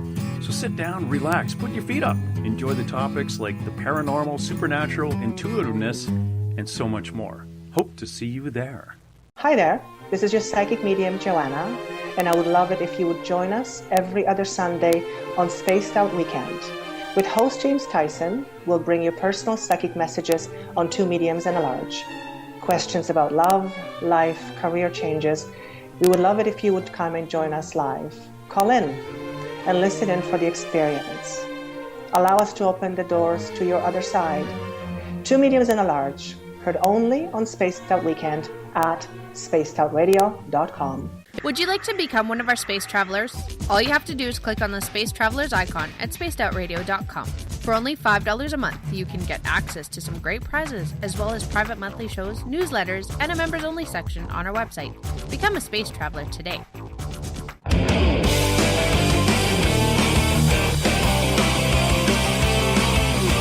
Do you have a topic or a guest that you'd like to hear on Spaced Out Radio? Let us know at spacedoutradio.com, where you can sign up to become a Space Traveler member today. Or you can find us on Twitter at Spaced Out Radio and on our Facebook page, Spaced Out Radio Show.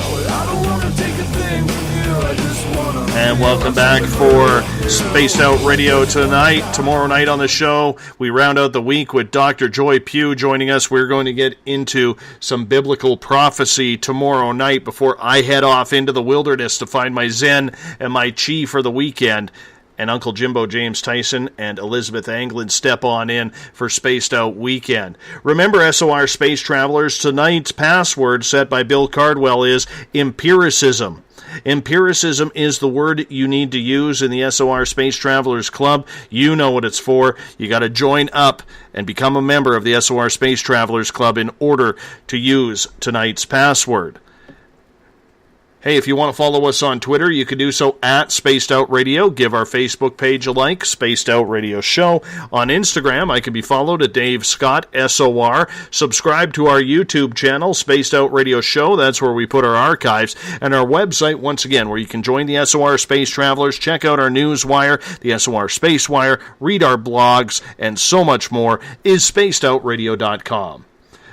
We have 30 minutes left with Kewaunee and Kelly Lapseritis. We've been talking Bigfoot tonight. Their website, SasquatchPeople.com, PsychicSasquatch.com. Welcome back. Yes. Hi. Thank you.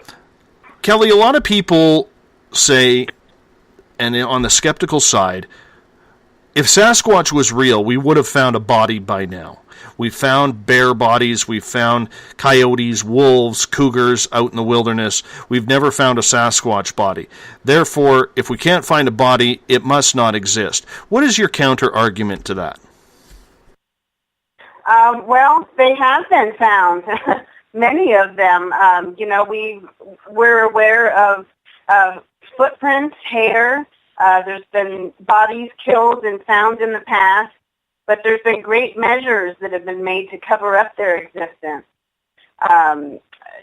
There, like I said, there's also the thing about the cameras, which is they're partly covering up their own existence.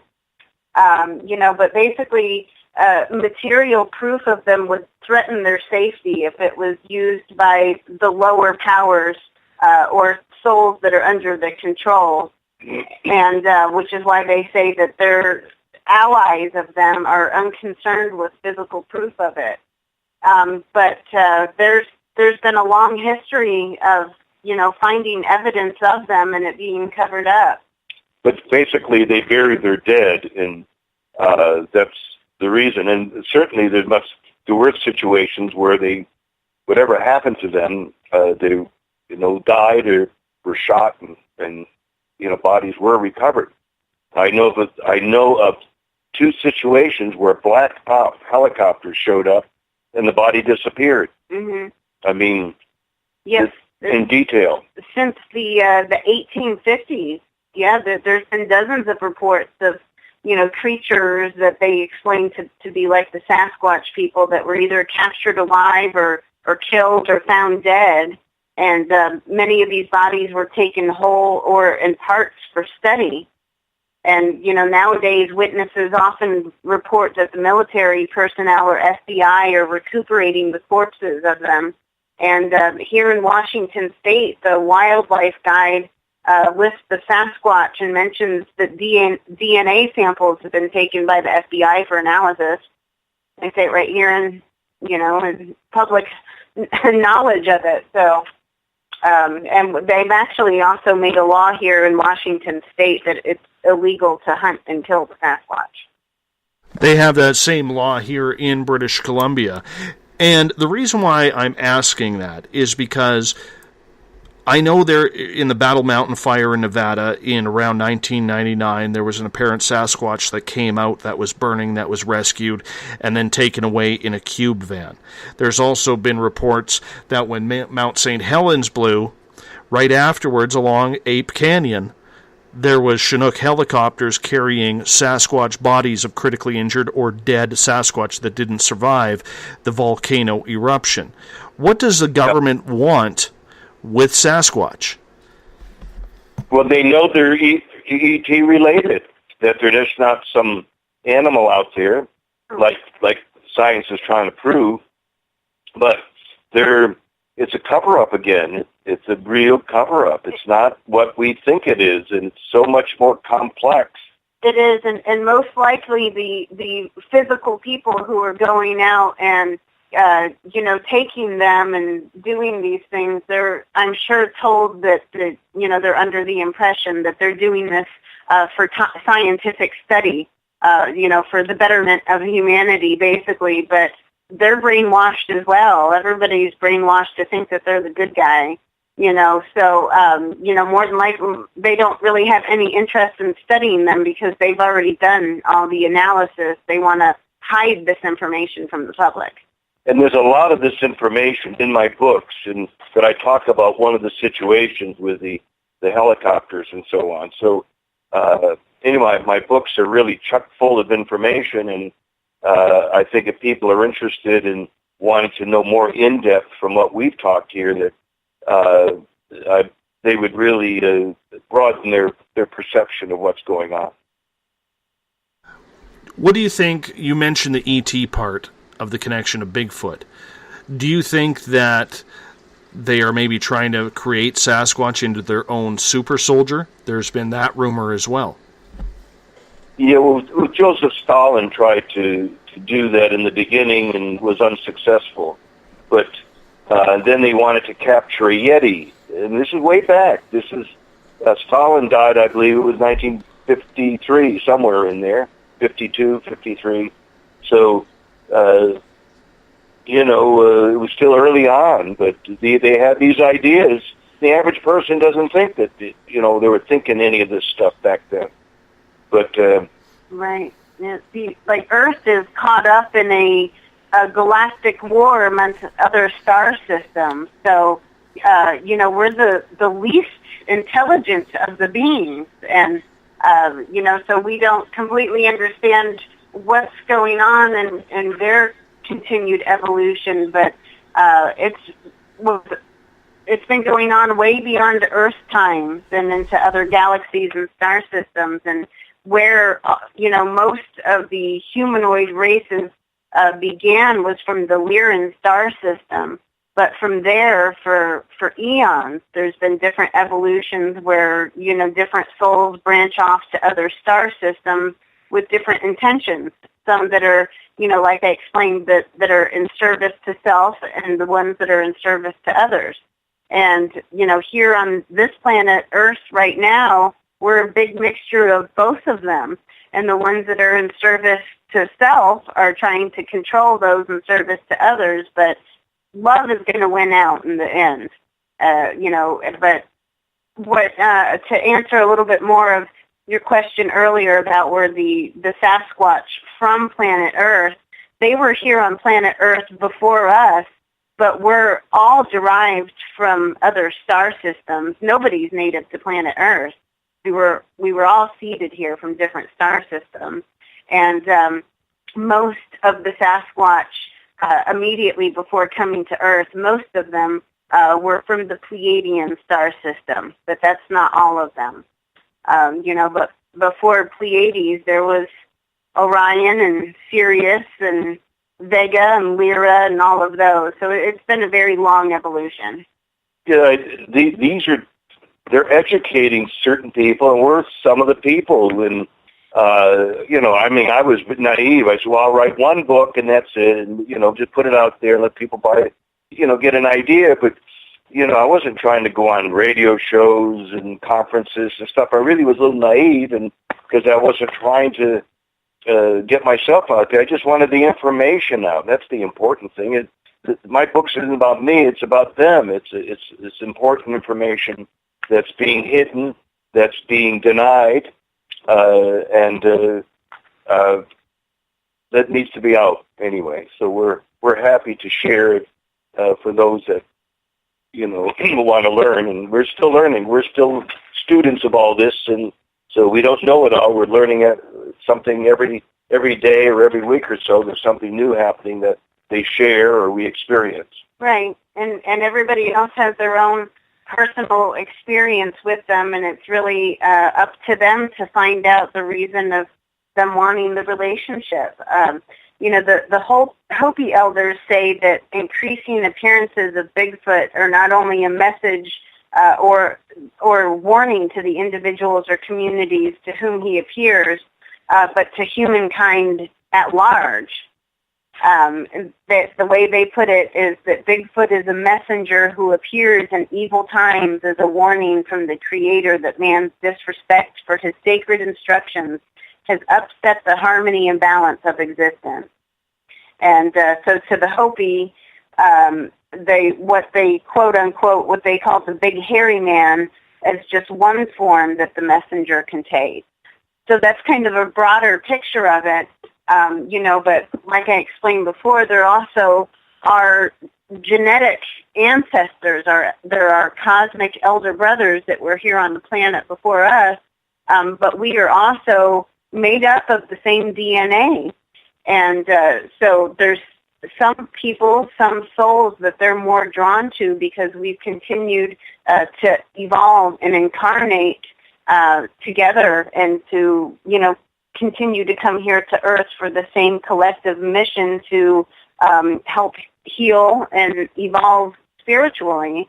And, we don't like to fight, but basically it's been a big fight against the quote-unquote quote good guys and bad guys, although I don't like to label it that because everybody has their own agenda for their own reasons. So, but that's basically what it boils down to is that they're here to guide us, and it's up to us to find out exactly what our connection is with them and our purpose and mission and how we can be in service to others. Yeah, a lot of the big researchers, they figure it's all material, it's all ego, it's all fame, money, whatever, from this thing. and they've told me, they said, you've never tried to exploit us in any way.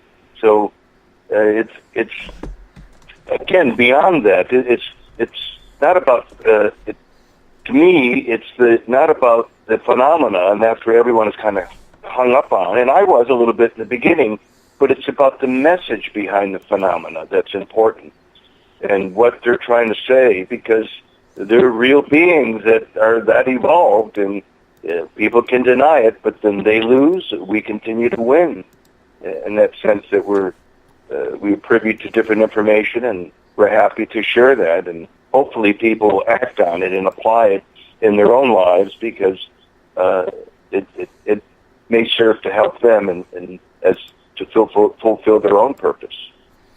What do you think then happened with the Yeti/Sasquatch at Dyatlov Pass in Russia in the 1950s?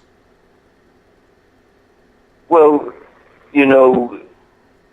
that still isn't completely proven, but something horrific did happen there. And,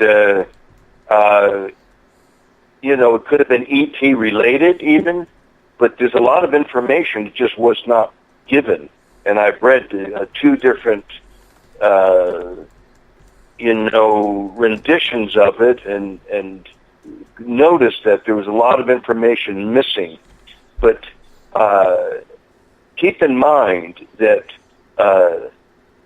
centuries ago, the Sasquatch people themselves, many of them did not get along with the Indian tribes of North America, and when they went at it, they killed some Indian people. They ate them. They cannibalized them. So, however, other tribes had a friendly relationship with them, and it viewed him as a big brother, an elder brother, and so on. So you've got this aspect there that's a part of the history. A lot of researchers are excellent historians, but as far as having real experiences, they drive them away, and they still don't get it. And it's sad because their whole lives are really involved in all their energy and time and everything, and in 60 years they really haven't produced anything. While I've been taking it on the chin a lot, I don't seem to anymore, because there's so many people coming out overwhelming the mainstream conservative researchers and their monster hunting, and that we feel more comfortable. It wasn't easy at times, but the truth's the truth, and there's nothing to change other than what we're saying. Shape-shifting is a big part of what a lot of First Nations American Indians believe that Sasquatch does in order to disguise itself. It's camouflage without using camouflage, if we could say that. Are you a big believer then that Sasquatch does have the ability to shapeshift, Kelly? Oh, yes, most definitely. I've experienced that myself many times. They can shapeshift and come to you in the form of different animals or birds.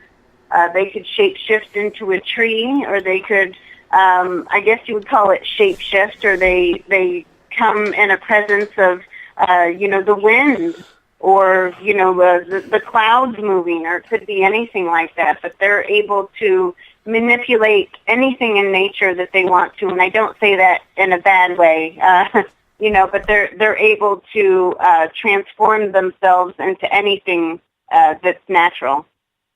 Yes, and in my book on page 70, my second book, The Sasquatch People and Their Interdimensional Connection, a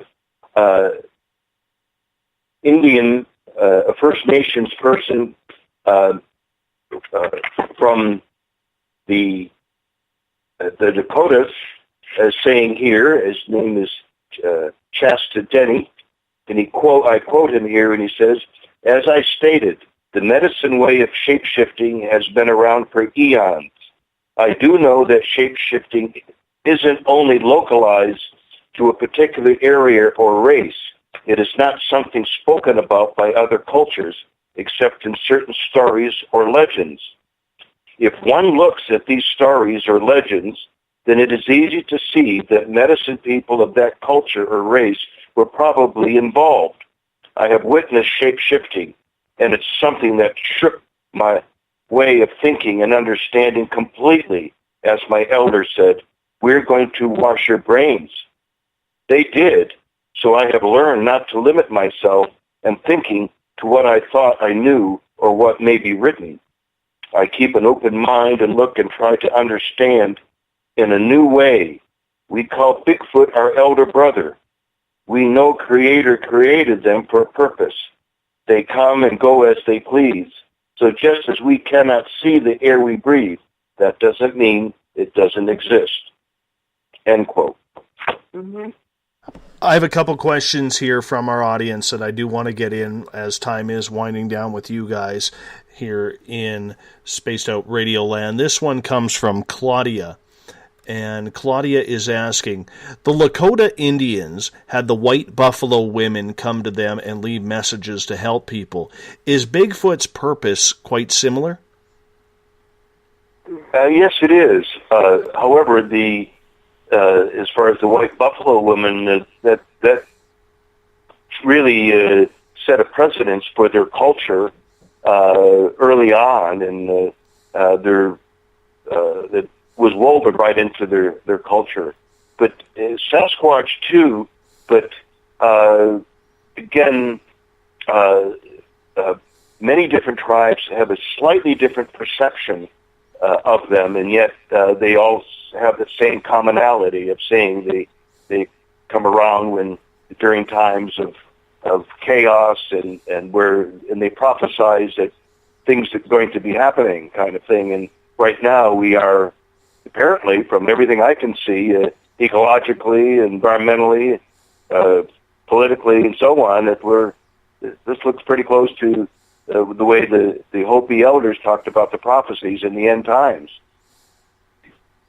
Right, and it's my belief, like the white buffalo calf woman is a spirit guide in a sense, and like he said, it's very similar to the Sasquatch, except one difference with the Sasquatch is that they are actually incarnate at the same time, and they were created here and developed as a whole cosmic plan, so that ancient souls of star beings could incarnate here on Earth and evolve it into an outpost of consciousness.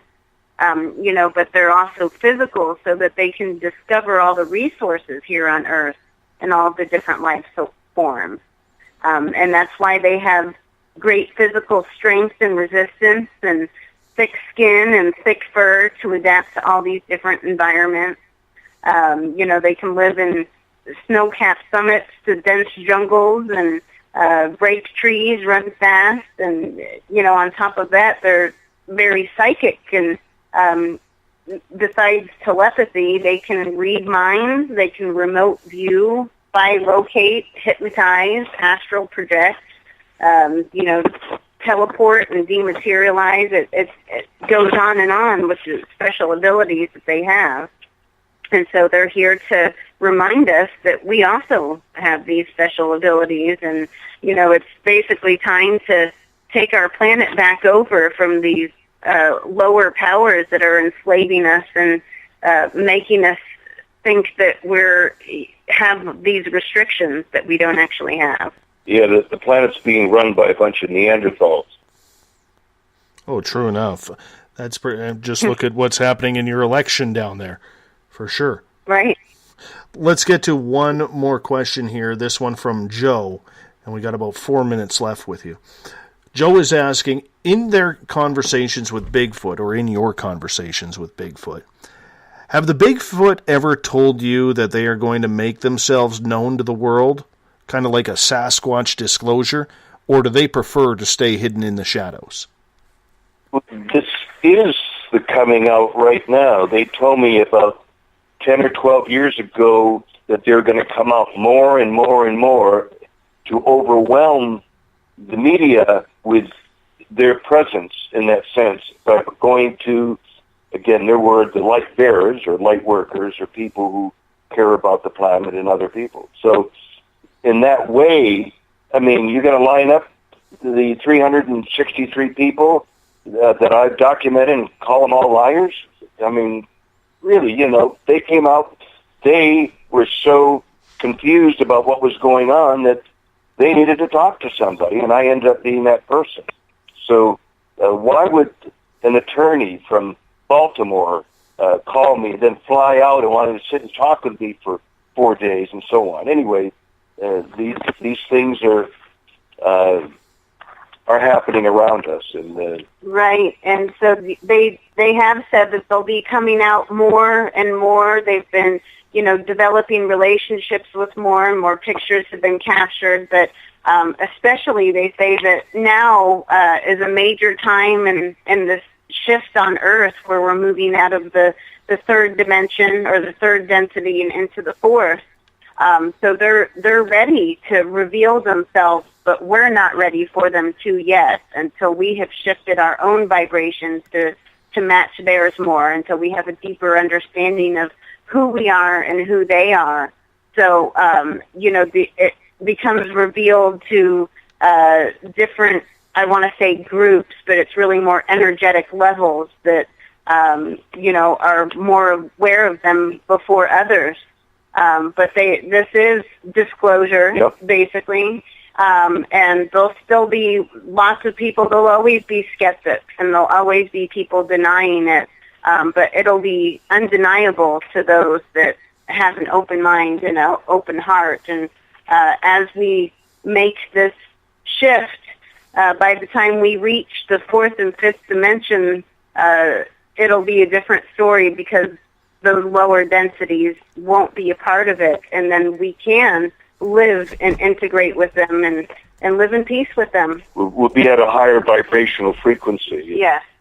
Then, because this is apparently a celestial thing that happens every so many thousand years to different planets, and it's happening to us, and it's affecting a lot of people, and they don't understand why, and it's coming from the solar flares and other energies here that's apparently is normal, but it creates a lot of paranormal stuff too. We have about 1 minute left with you guys. I would love it if you took the time once again to reintroduce your websites and how people can send you information. Okay, you can contact us through both websites at psychicsasquatch.com and also sasquatchpeople.com, where both of Kewaunee's books can also be purchased there. And we're also all over Facebook. We have a page, Sasquatch People, as well as I have a group called Wisdom from Our Elders, which is a great community of people that, are learning about this psychic and spiritual aspect of it, as well as I'm running groups for our upcoming conference for the Spiritual and Psychic Sasquatch Conference, which will be here in Chewelah, Washington on September 17th and 18th. So I have some groups for guests and to talk about the topics that we'll be speaking about at the conference. Yes, we're having Native American people, Chief Golden Light Eagle and Gray Wolf will be there, and Sunbow from Canada, Dr. Igor Boytsev from Russia, Kelly will be speaking, I'll be speaking, Andrew Robson, another contactee, Jenny Marks will be there. Many beings are talking to her now, and she pulled me aside at a conference and said, I need help. I'm overwhelmed with this. I've opened up. So this is what's happening, and we put a lot of this in perspective for people that will be coming to the conference. Awesome. Thank you so much, Kewaunee and Kelly Lapseritis, for coming on Spaced Out Radio. Really appreciate you taking the time to be with us and to teach us another side of Sasquatch as we look at the creature and a cryptid and possibly an alien. Really appreciate your time. Yes, thank you so much for having us. Thank you, Dave. Absolutely. Great show. Thank you, and I appreciate you taking the time. Kewaunee and Kelly Lapseritis here on Spaced Out Radio. Their website, SasquatchPeople.com, PsychicSasquatch.com. You're listening to Spaced Out Radio. I am your host, Dave Scott. We'll be back right after this. Become more intimate and interactive with Spaced Out Radio. Join our Space Travelers Club with your new membership. For $5 a month, we'll provide you with special access to the website, monthly prize draws from books to psychic readings, along with monthly newsletter, private interviews, and more. Sign up today to be part of Spaced Out Radio's experience. Every month on Spaced Out Radio, we look into the deep and dark reports of cryptids roaming around the world with me, Rob Morphy, from Cryptopia.us. I would love it if you would join me and host Dave Scott as we delve into the most arcane stories and reports regarding creatures of the unknown. My job is to hunt down the details and bring the evidence forward to you. These aren't your regular Bigfoot stories I'm talking about either. You can find out more about crypto history at spacedoutradio.com. Looking for a place to advertise at a very reasonable cost? Look no further than Spaced Out Radio. SpacedOutRadio.com has an advertising tab that you can click to check out our daily, weekly, and monthly packages to play on the radio, or our website including social media. From commercial spots to banners, we have it all. Check out our competitive pricing today.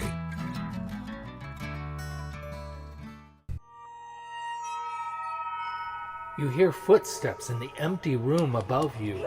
A rocking chair begins rocking by itself. Don't be afraid of the things that go bump in the night. Reach for Spirit Storybox, the iPhone app the Huffington Post UK called the only ghost hunting app you will ever need.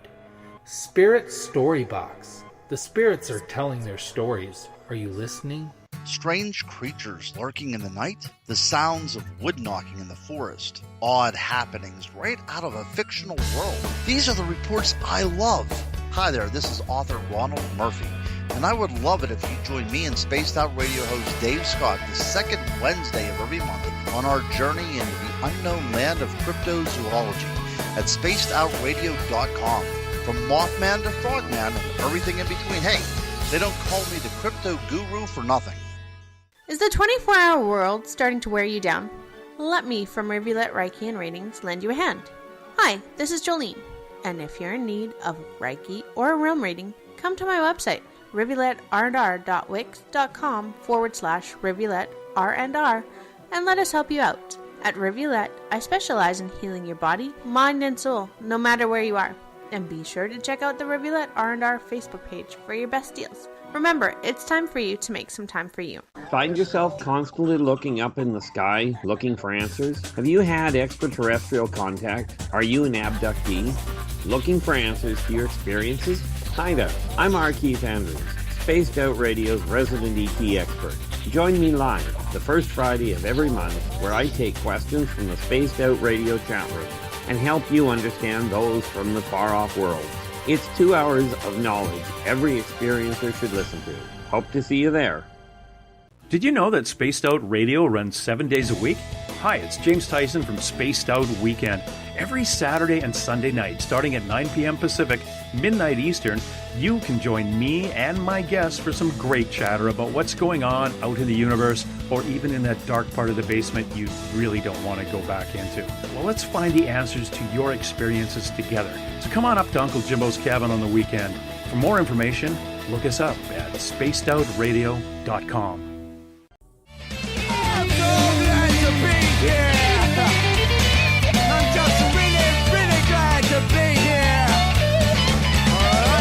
Would you like to connect with us on Spaced Out Radio? Head to spacedoutradio.com to check out the latest shows, guests, and sponsors. And don't forget to sign up for the Space Travelers Club. You'll find all you need at spacedoutradio.com. And welcome back for the final hour tonight on Spaced Out Radio. Remember, Bill Cardwell in the SOR Space Travelers has nailed down tonight's password. It is empiricism. If you're an SOR Space Traveler, use it wisely. Empiricism is your password for the night. Bill Cardwell sets the password every night for SOR Space Travelers. Tomorrow night on the show, Dr. Joy Pugh will join us. We're going to get into biblical prophecy. What's coming up? What's happened that came true? and so much more as we round out the week before we give way to Elizabeth Anglin and Uncle Jimbo James Tyson here in the cabin for Spaced Out Weekend Saturday and Sunday night. If you want to follow us on Twitter, you can do so at Spaced Out Radio. Give our Facebook page a like, Spaced Out Radio Show. On Instagram, I can be followed at Dave Scott, SOR. Subscribe to our YouTube channel, Spaced Out Radio Show, and our website is spacedoutradio.com. While you're on our website, you can check out who we are associating with in the affiliates page. Check out and read any of the blogs. You can also comment on those by clicking on the blog section. And you can check out our music master, Bumblefoot himself, formerly of Guns N' Roses, to see what he is up to musically.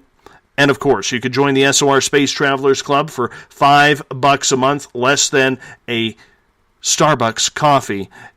Hey, why not? You can win prizes every month. You get a private section on our website and much more. Tonight, in the final hour, we are joined by Eric Markham, is our SOR Space Wire.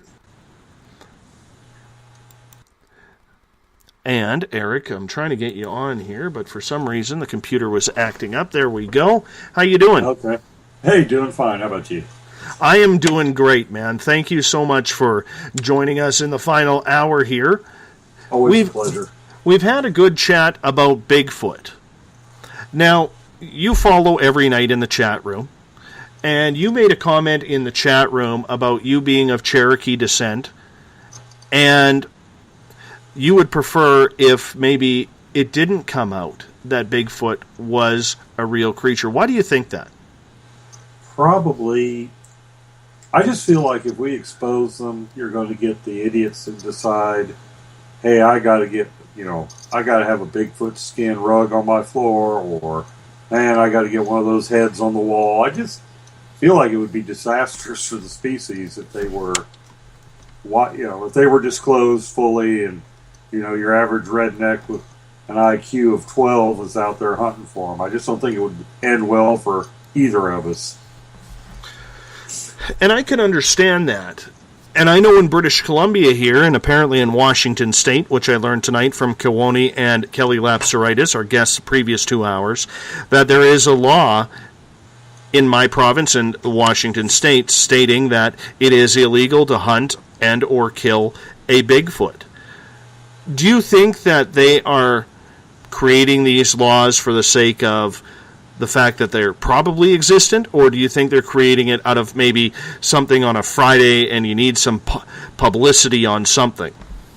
I think in some case it might be a case of both, because I've heard other states in the U.S. have an anti-Bigfoot harassment law, and I believe, if I'm not mistaken, the U.S. Park Service has like a broad spectrum on any national, park that hunting or harassing Bigfoot is illegal. Like your guest said, the Smithsonian apparently has scarfed up all the carcasses that have ever been found. That's not the first time they've been accused of sequestering antiquities. And, they may know something we don't. There's an entire document.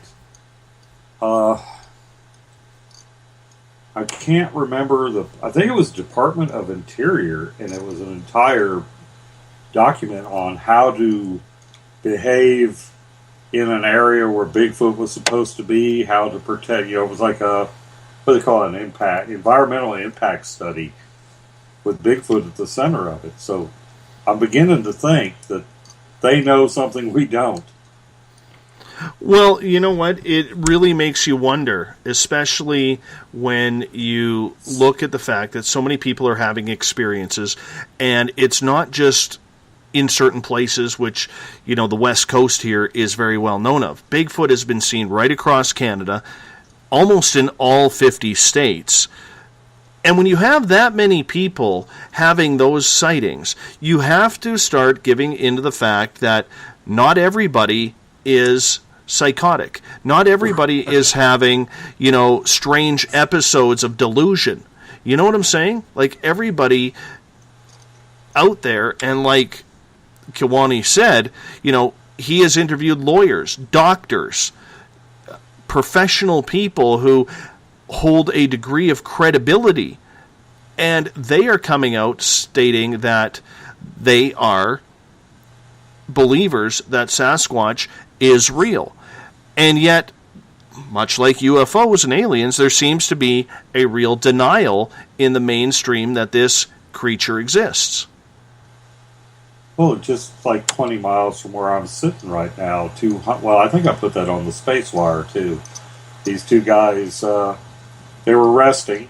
They'd been scouting out the area looking for deer hunting possibilities. They were near a stream, and they were resting, and they heard this, horrible rustling coming through the trees, and lo and behold, there's a Sasquatch.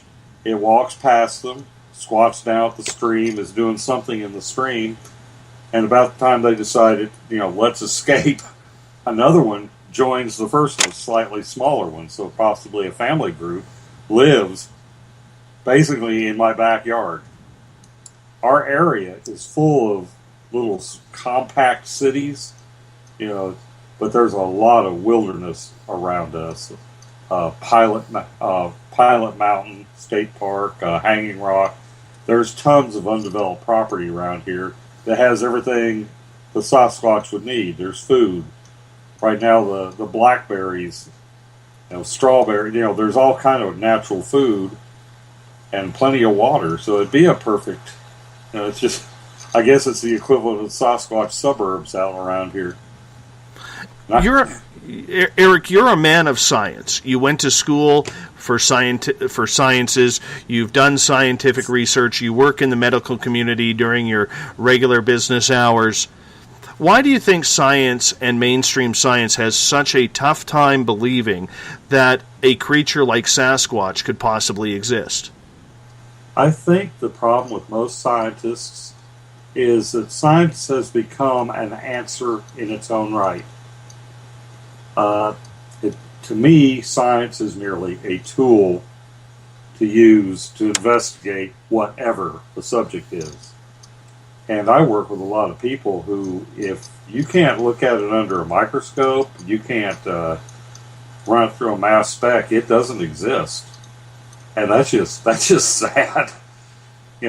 I guess I'm unique in that I have had experiences that, beyond a shadow of a doubt, I know that the workaday existence is not all there is. It's become a religion, I think. Science is its own, has been corrupted and has become its own religion. Is that dangerous when we are denying the possibility, or science is denying the plausibility that a creature like this, with so much evidence of it being seen, there's foot castings, there's hair samples, scat samples, so much going around, and yet science refuses to believe that there is any credible evidence whatsoever?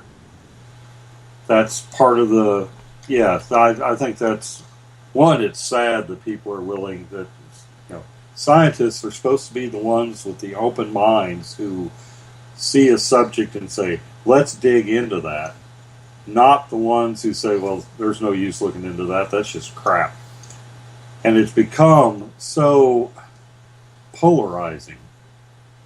There's a few of us out there. I work with a respiratory therapist who reads tarot cards, and he has a more metaphysical bent than a lot, who would be willing to believe that, probably does believe Bigfoot's out there without the proof of his own eyes.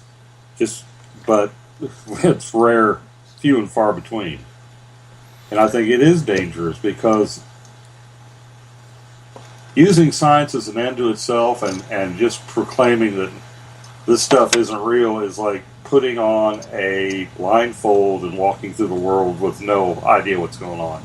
You're not accepting the entire reality.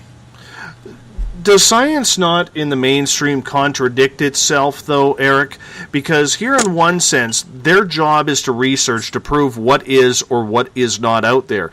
Yet when it comes to things like the paranormal field and ghost hunting, they deny it. When it comes to things like Bigfoot or Dogman, they deny it. When it comes to aliens and UFOs getting here, they deny it again. Is the denial coming from the individual people, the scientists on their own, or is it being pushed from up above? I think it's an institutional thing. You hear on certain reports that an unknown, a scientist who wished for his identity to be hidden because he doesn't want to lose his tenured position. I think it's being pushed from above. I really do. I think the agenda transcends the average. I have nothing to lose. I'm a med tech. I can believe in fairies. I can believe in, one-eyed, one-horned, flying purple people eaters, and that's not going to affect me personally because of what I do. But if I was a professor at a major school who had to worry about getting tenure and publish or perish and all that, I would toe the line. I'll be honest. It's just, you got to worry about you got to feed your family, but a lot of that stuff is being pushed from above. But individually, we still have people in the science community, which is not supposed to be about just the five senses, but that's the way they are acting.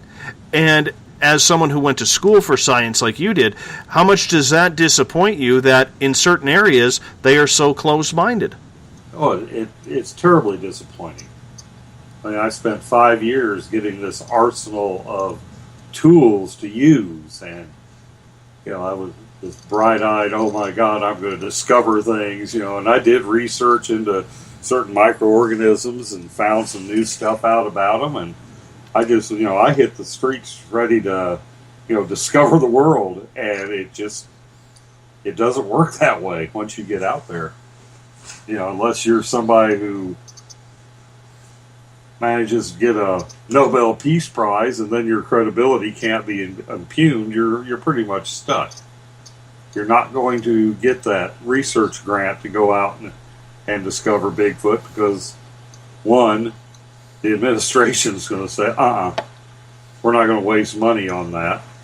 And even if you did have physical evidence, it wouldn't get published.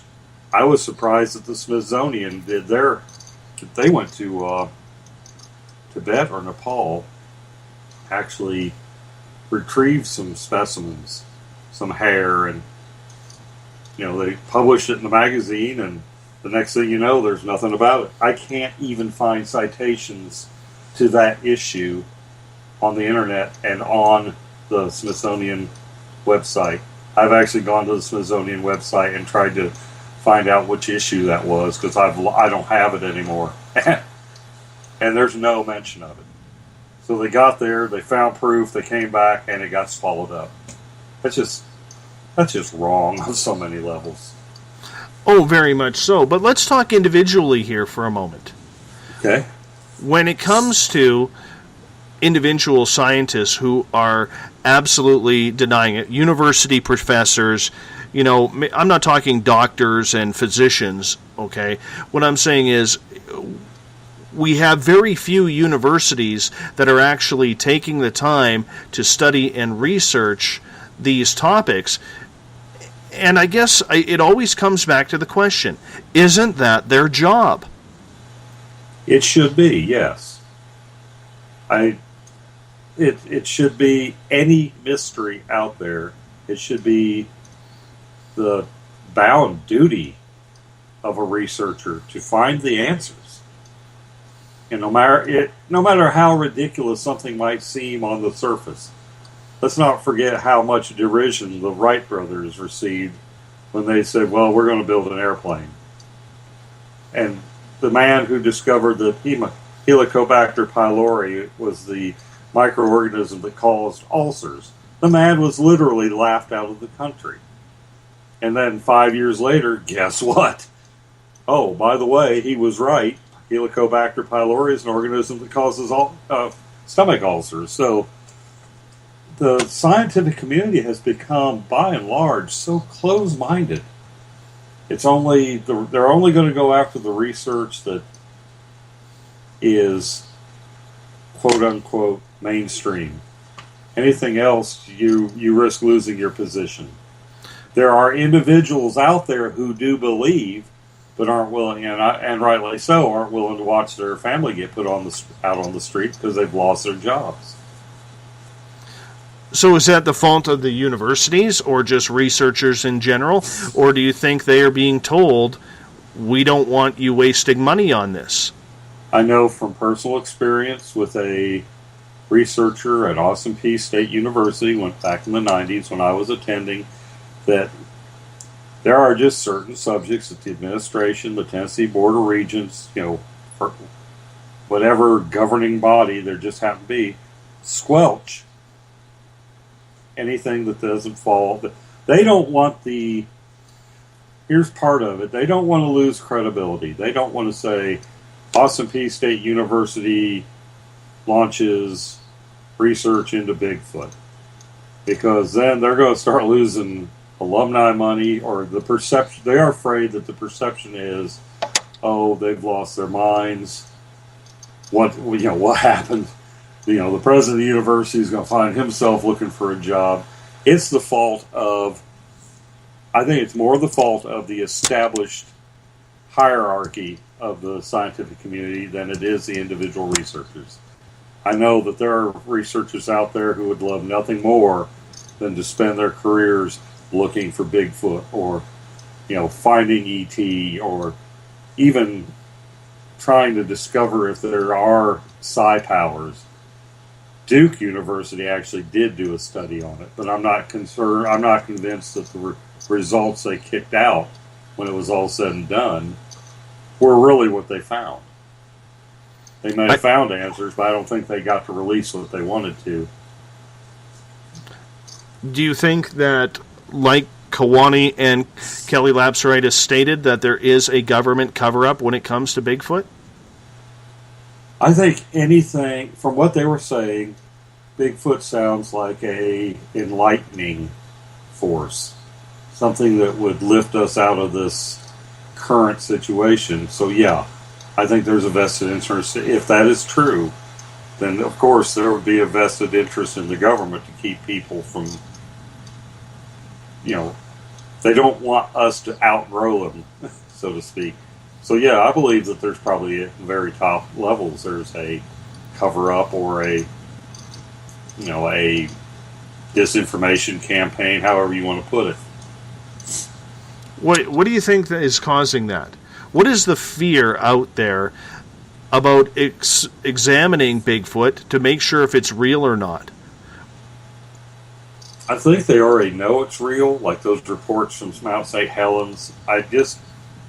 Anything that threatens the status quo, I think, is going to get stepped on. Now, to hear Kewaunee and Kelly talk, we have all these powers that we're not using. I think they mentioned like bilocation and dimensional shit. If you have a race of people who don't need to work 40 plus hours a week,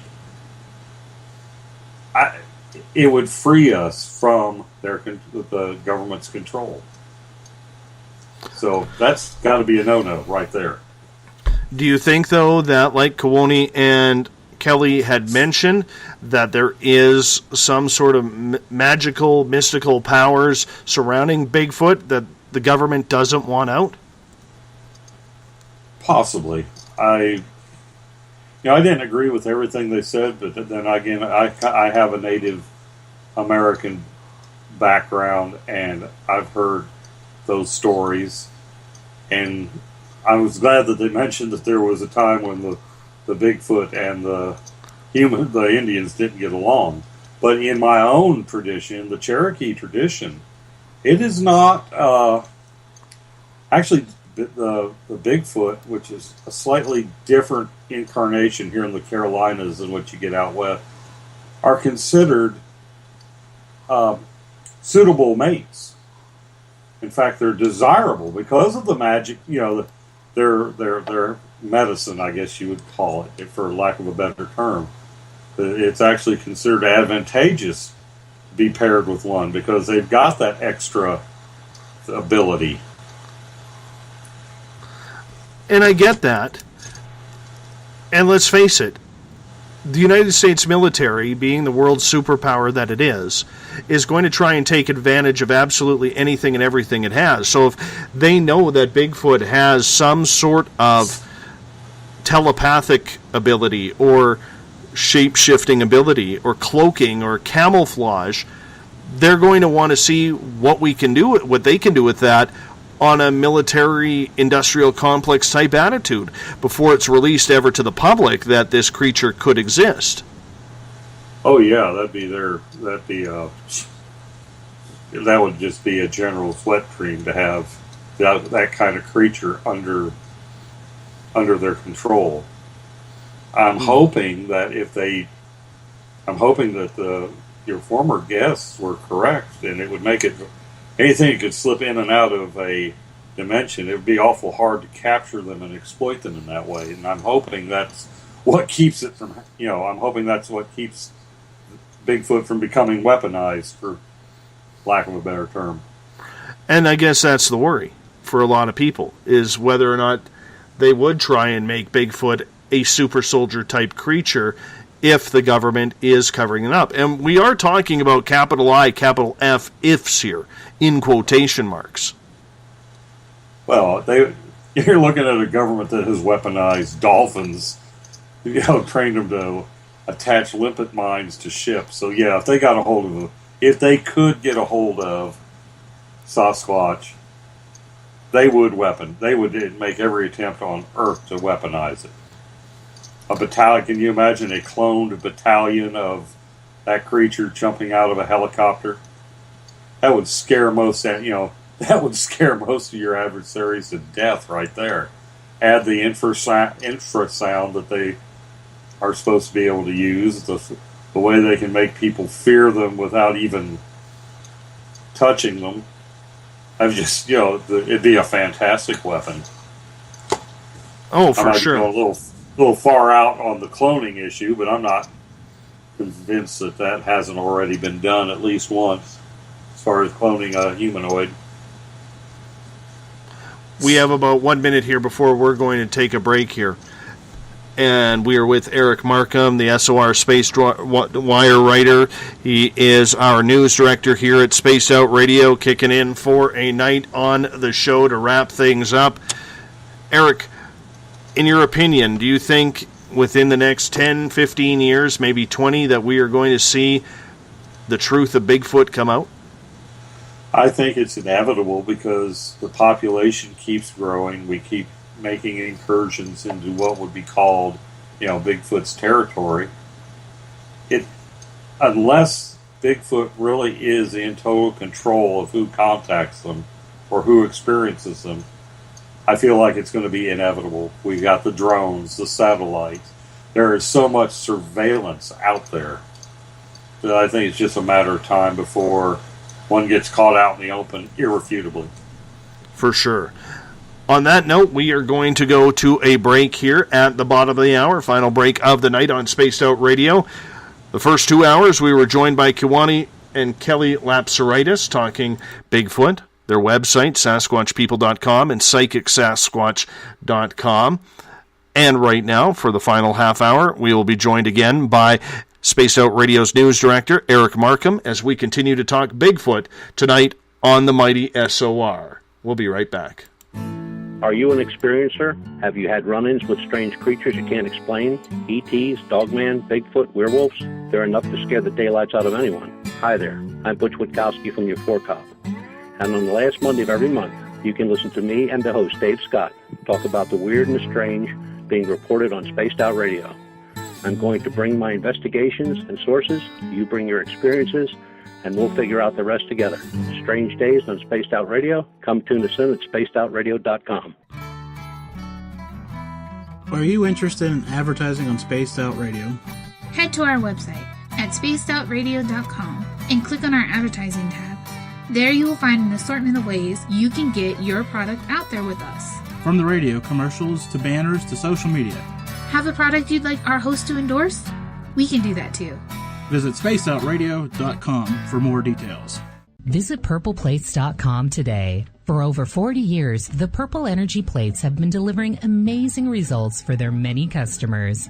Inspired by the great genius Nikola Tesla, the harmony, healing, and energetic effects of the plates have proven over and over to be beneficial and often miraculous to thousands of customers. With their money-back guarantee and the many benefits, how can you afford not to get one?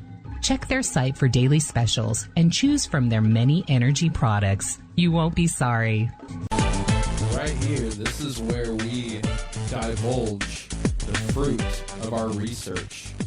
Here on the Webster Phenomena every Saturday night at 8 p.m. Pacific, 11 p.m. Eastern on Spaced Out Radio. Attention Spaced Out Radio listeners, for only $5 a month you can join Spaced Out Radio Space Travelers. Your membership at spacedoutradio.com will give you access to private fan area on the website, get you a monthly newsletter, draws for monthly swag, and a whole lot more. Sign up today to become a part of the Spaced Out Radio experience.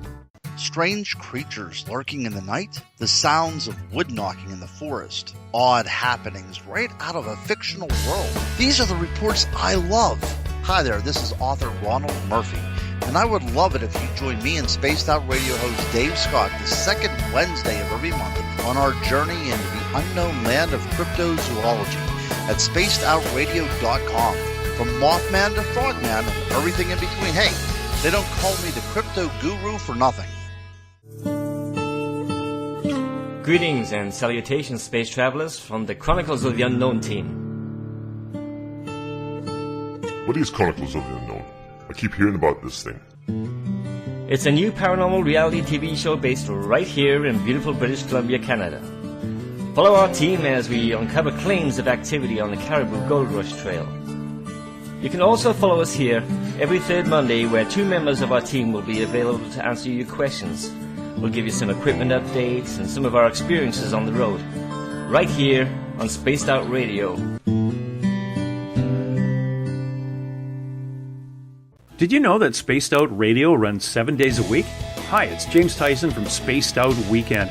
Every Saturday and Sunday night, starting at 9 p.m. Pacific, midnight Eastern, you can join me and my guests for some great chatter about what's going on out in the universe, or even in that dark part of the basement you really don't want to go back into. Well, let's find the answers to your experiences together. So come on up to Uncle Jimbo's cabin on the weekend.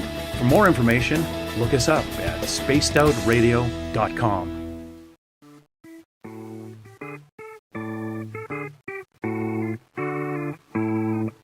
Missed most of tonight's show? Don't worry, you didn't miss a thing. You can head to our website, spacedoutradio.com, and download our archives for free. And don't forget to get your Space Travelers membership today. Now, back to tonight's show. We've rounded third. We're heading for home on Spaced Out Radio tonight. Good to have you with us as we talk Bigfoot. Always an interesting sight around here when we talk about the big hairy beast. Tomorrow night on the show, Dr. Joy Pugh will join us. We're going to end the week on biblical prophecy as we continue on Spaced Out Radio, night after night, starting at 9 p.m. Pacific, midnight Eastern Time. If you want to follow us on social media, you can do so at Spaced Out Radio. Give our Facebook page a like, Spaced Out Radio Show. On Instagram, I can be followed at Dave Scott, SOR. Subscribe to our YouTube channel, Spaced Out Radio Show. That's where we put our archives. And our website is spacedoutradio.com. On our website, you can check out Eric Markham's SOR Spacewire. He is our news director, posting stories on a daily basis. You can also check out who we affiliate ourselves with, from paranormal groups to radio shows, along with our blog section, the Bumblefoot section, and the SOR Space Travelers Club, where for only $5 a month, and that's it, just a Starbucks coffee a month, you can join the SOR Space Travelers Club, get a private posting section on our website, you get access to your name being put into monthly draws, the first one happening next Friday night on the 29th, and so much more. We're giving you a heck of a lot more than access to our archives. Eric Markham is with us from the SOR Spacewire, talking Bigfoot tonight. Eric, welcome back. Thank you. We're going to start off with a question from Joe in the SOR Space Travelers Club on Facebook, saying, Eric, with all the possible Bigfoot DNA tests that have been done and that have come up as unknown, why doesn't someone gather them together and compare the results? That is a very good question. I don't know if it's suppression, if it's collegial distrust. That's what they should do. All of this stuff should be in one big database, and if even so much as maybe a web page devoted to it, it ought to be like BigfootDNA.com or something. I don't know. The only thing I can guess is, and I'm pulling this out of my butt, Joe. You've got a very good question there, and the best I can do is speculate that perhaps because, let's face it, the scientist who comes out and proves that Bigfoot exists, they just hit the lottery. And I think everybody's keeping their evidence apart. Everybody's holding their cards up to their chest because they don't want to share the glory. That's the best short answer I could come up with. It should be everybody getting together. If it weren't for another way that science has gotten corrupted, everything should be in a big pool. Everybody interested in that subject ought to be putting their heads together. They ought to be getting together at symposiums once a year, sharing their data.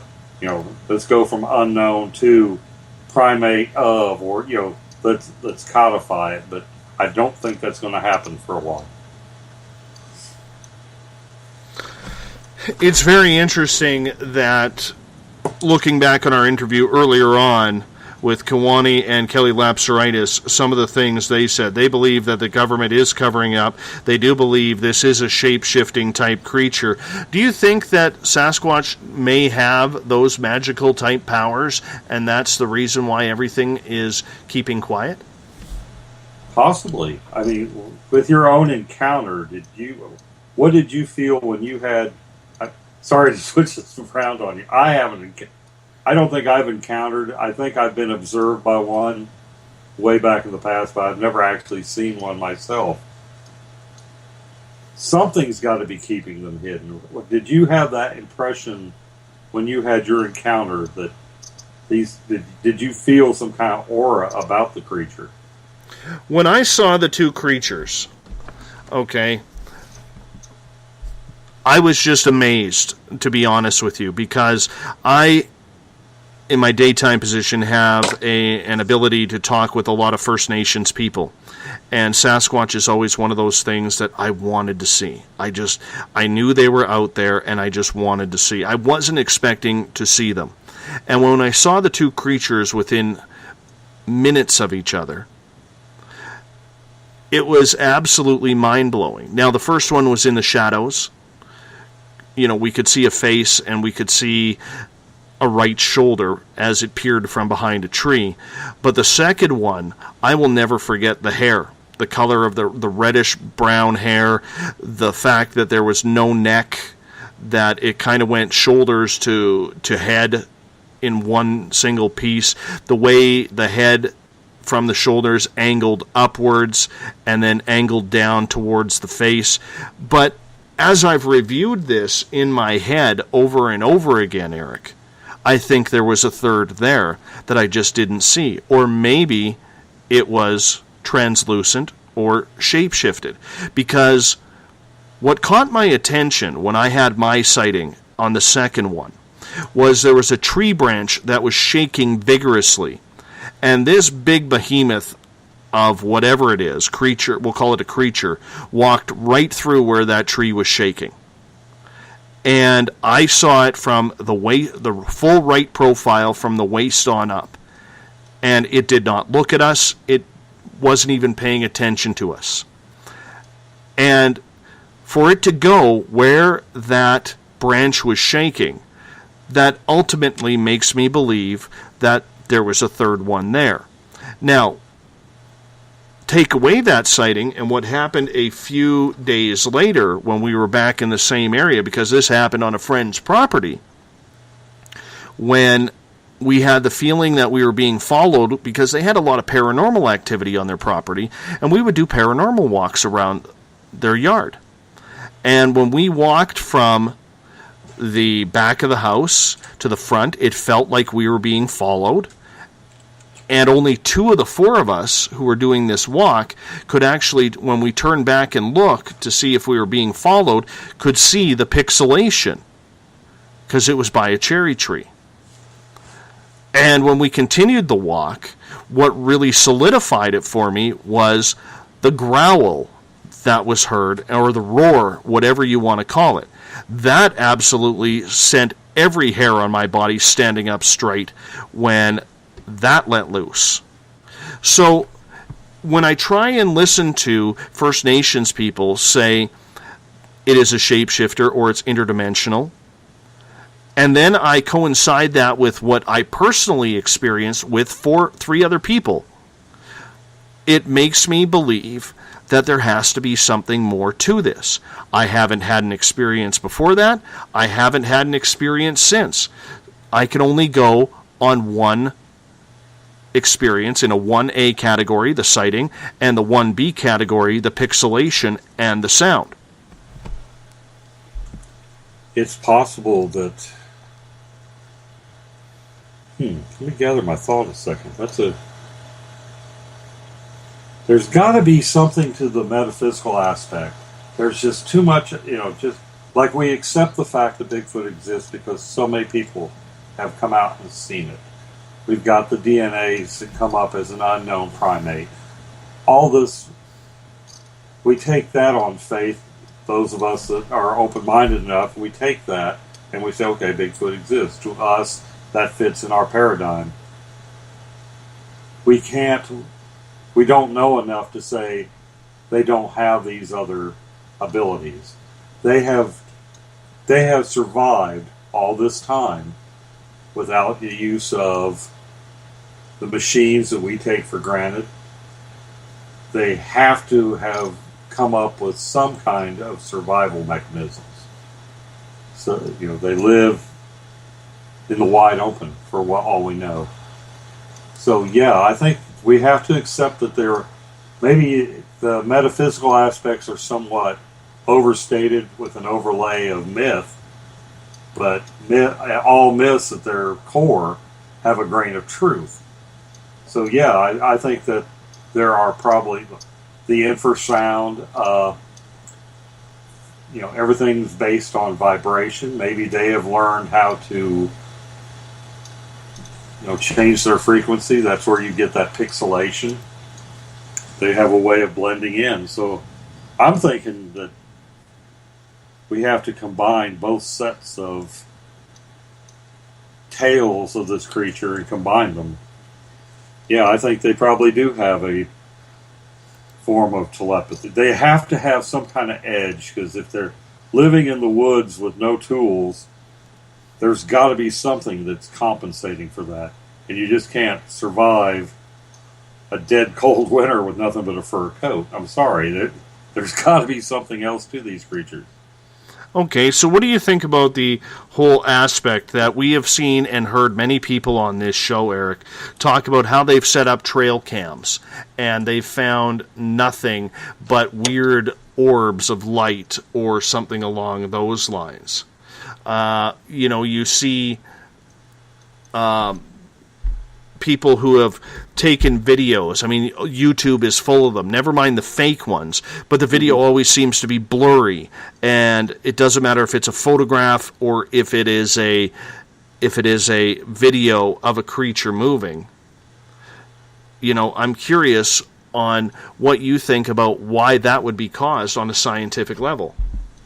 Okay, it could be vibration. It could be a frequency effect. It could just be that the person holding the camera was so...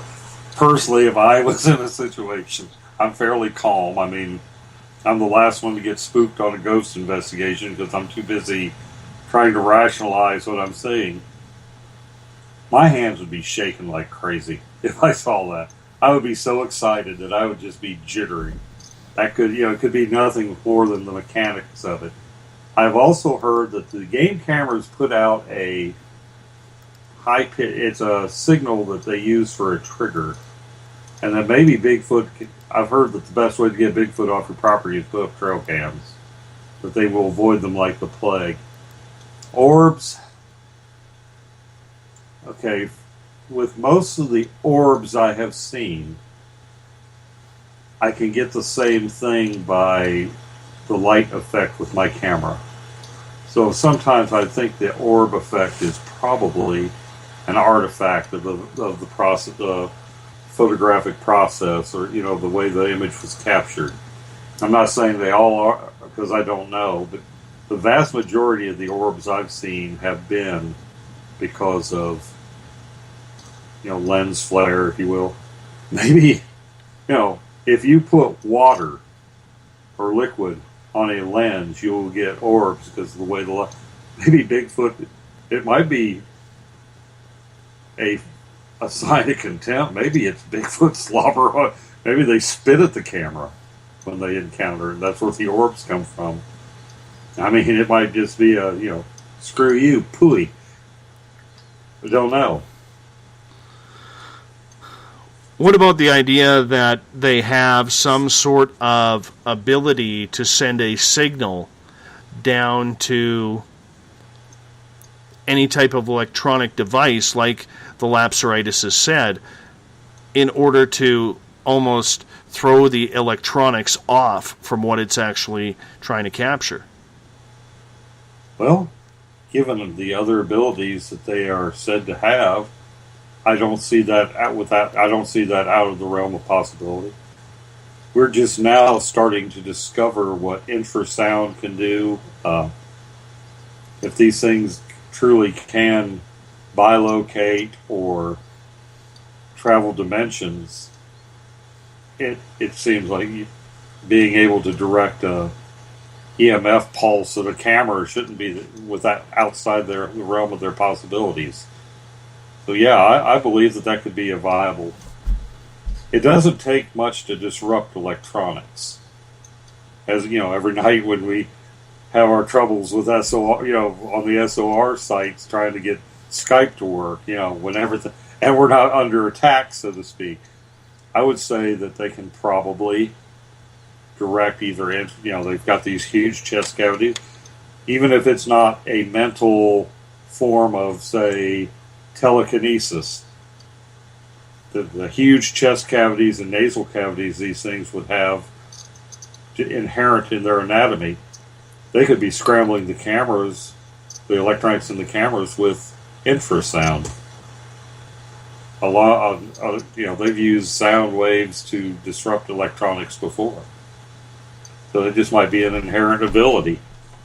The same thing that they aim at people that make people almost pee their pants in certain reports could probably be directed at the trail cam and disrupt the electronics. Are there any other animals on this planet or creatures on this planet that you can see that happening with, or that are currently doing it? I would think that some of the cetaceans, the whales and dolphins that use, they use sound, long wave sound to communicate across the oceans. They could, possibly, if they... I think what we have with Bigfoot is we have something that has co-evolved with us, and when the first cameras came out, they probably adapted to how to avoid that, and I think they have learned as they grow. They're on a parallel but somewhat divergent evolutionary path.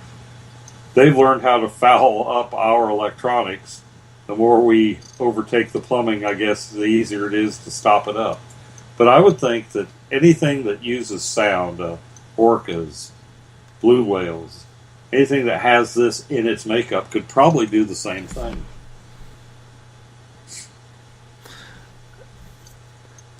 Kewaunee and Kelly were talking about the fact that Sasquatch is the one that allows you to see it. That is a very spiritual way that a lot of First Nations, American Indians believe, is the real result of what this creature does, because it sees you long before you see it.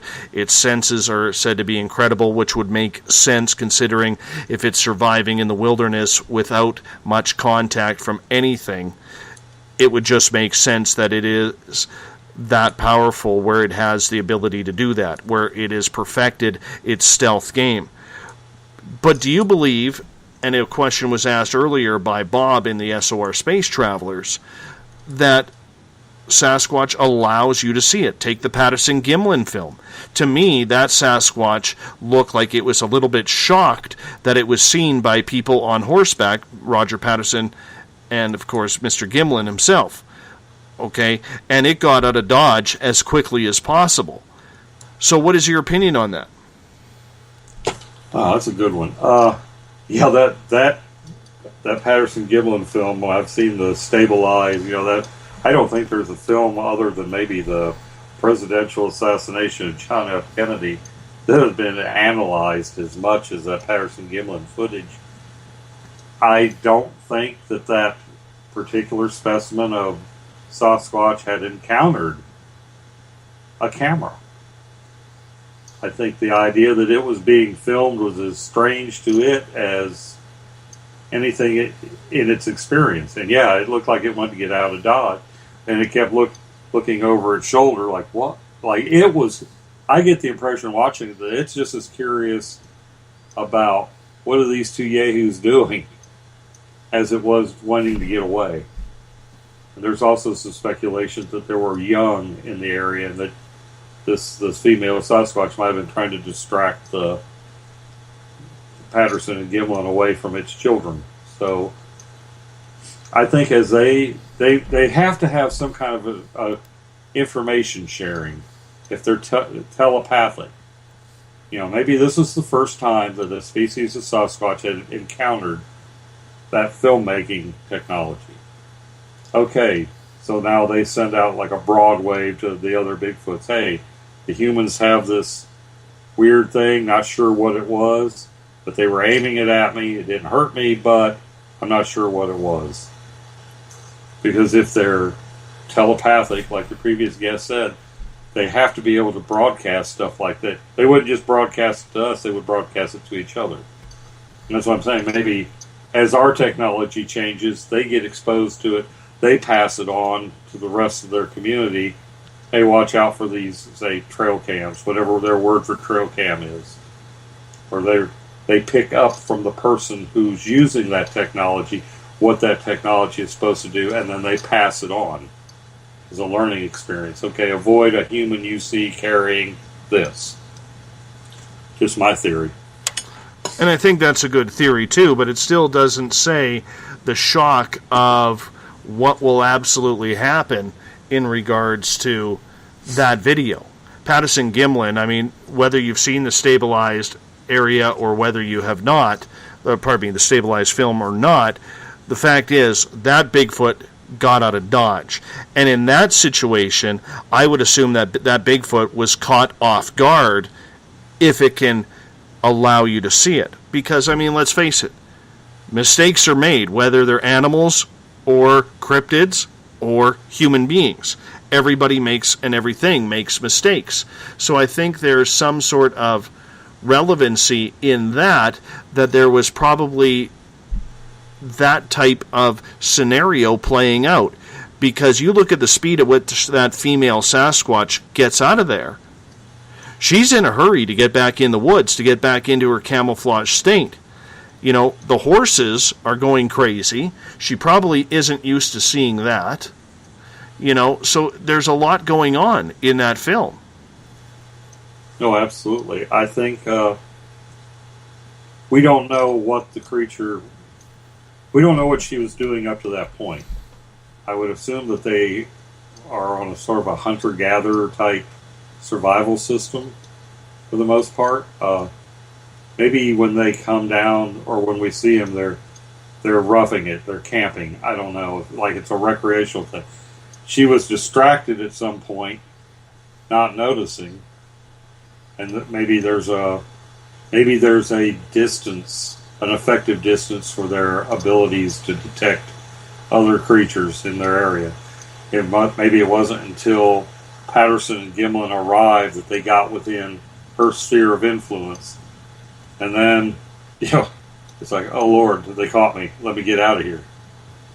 But I think there is something to that. That they don't want... I've heard it suggested that they have seen what the white man did to the Indians that they lived beside, and have decided that they want nothing to do with us because they don't want the same thing to happen to them that has happened to their Native American or their First Nations brothers. So yeah, their abilities probably have a effective range, and Patterson and Gimlin got within that effective range.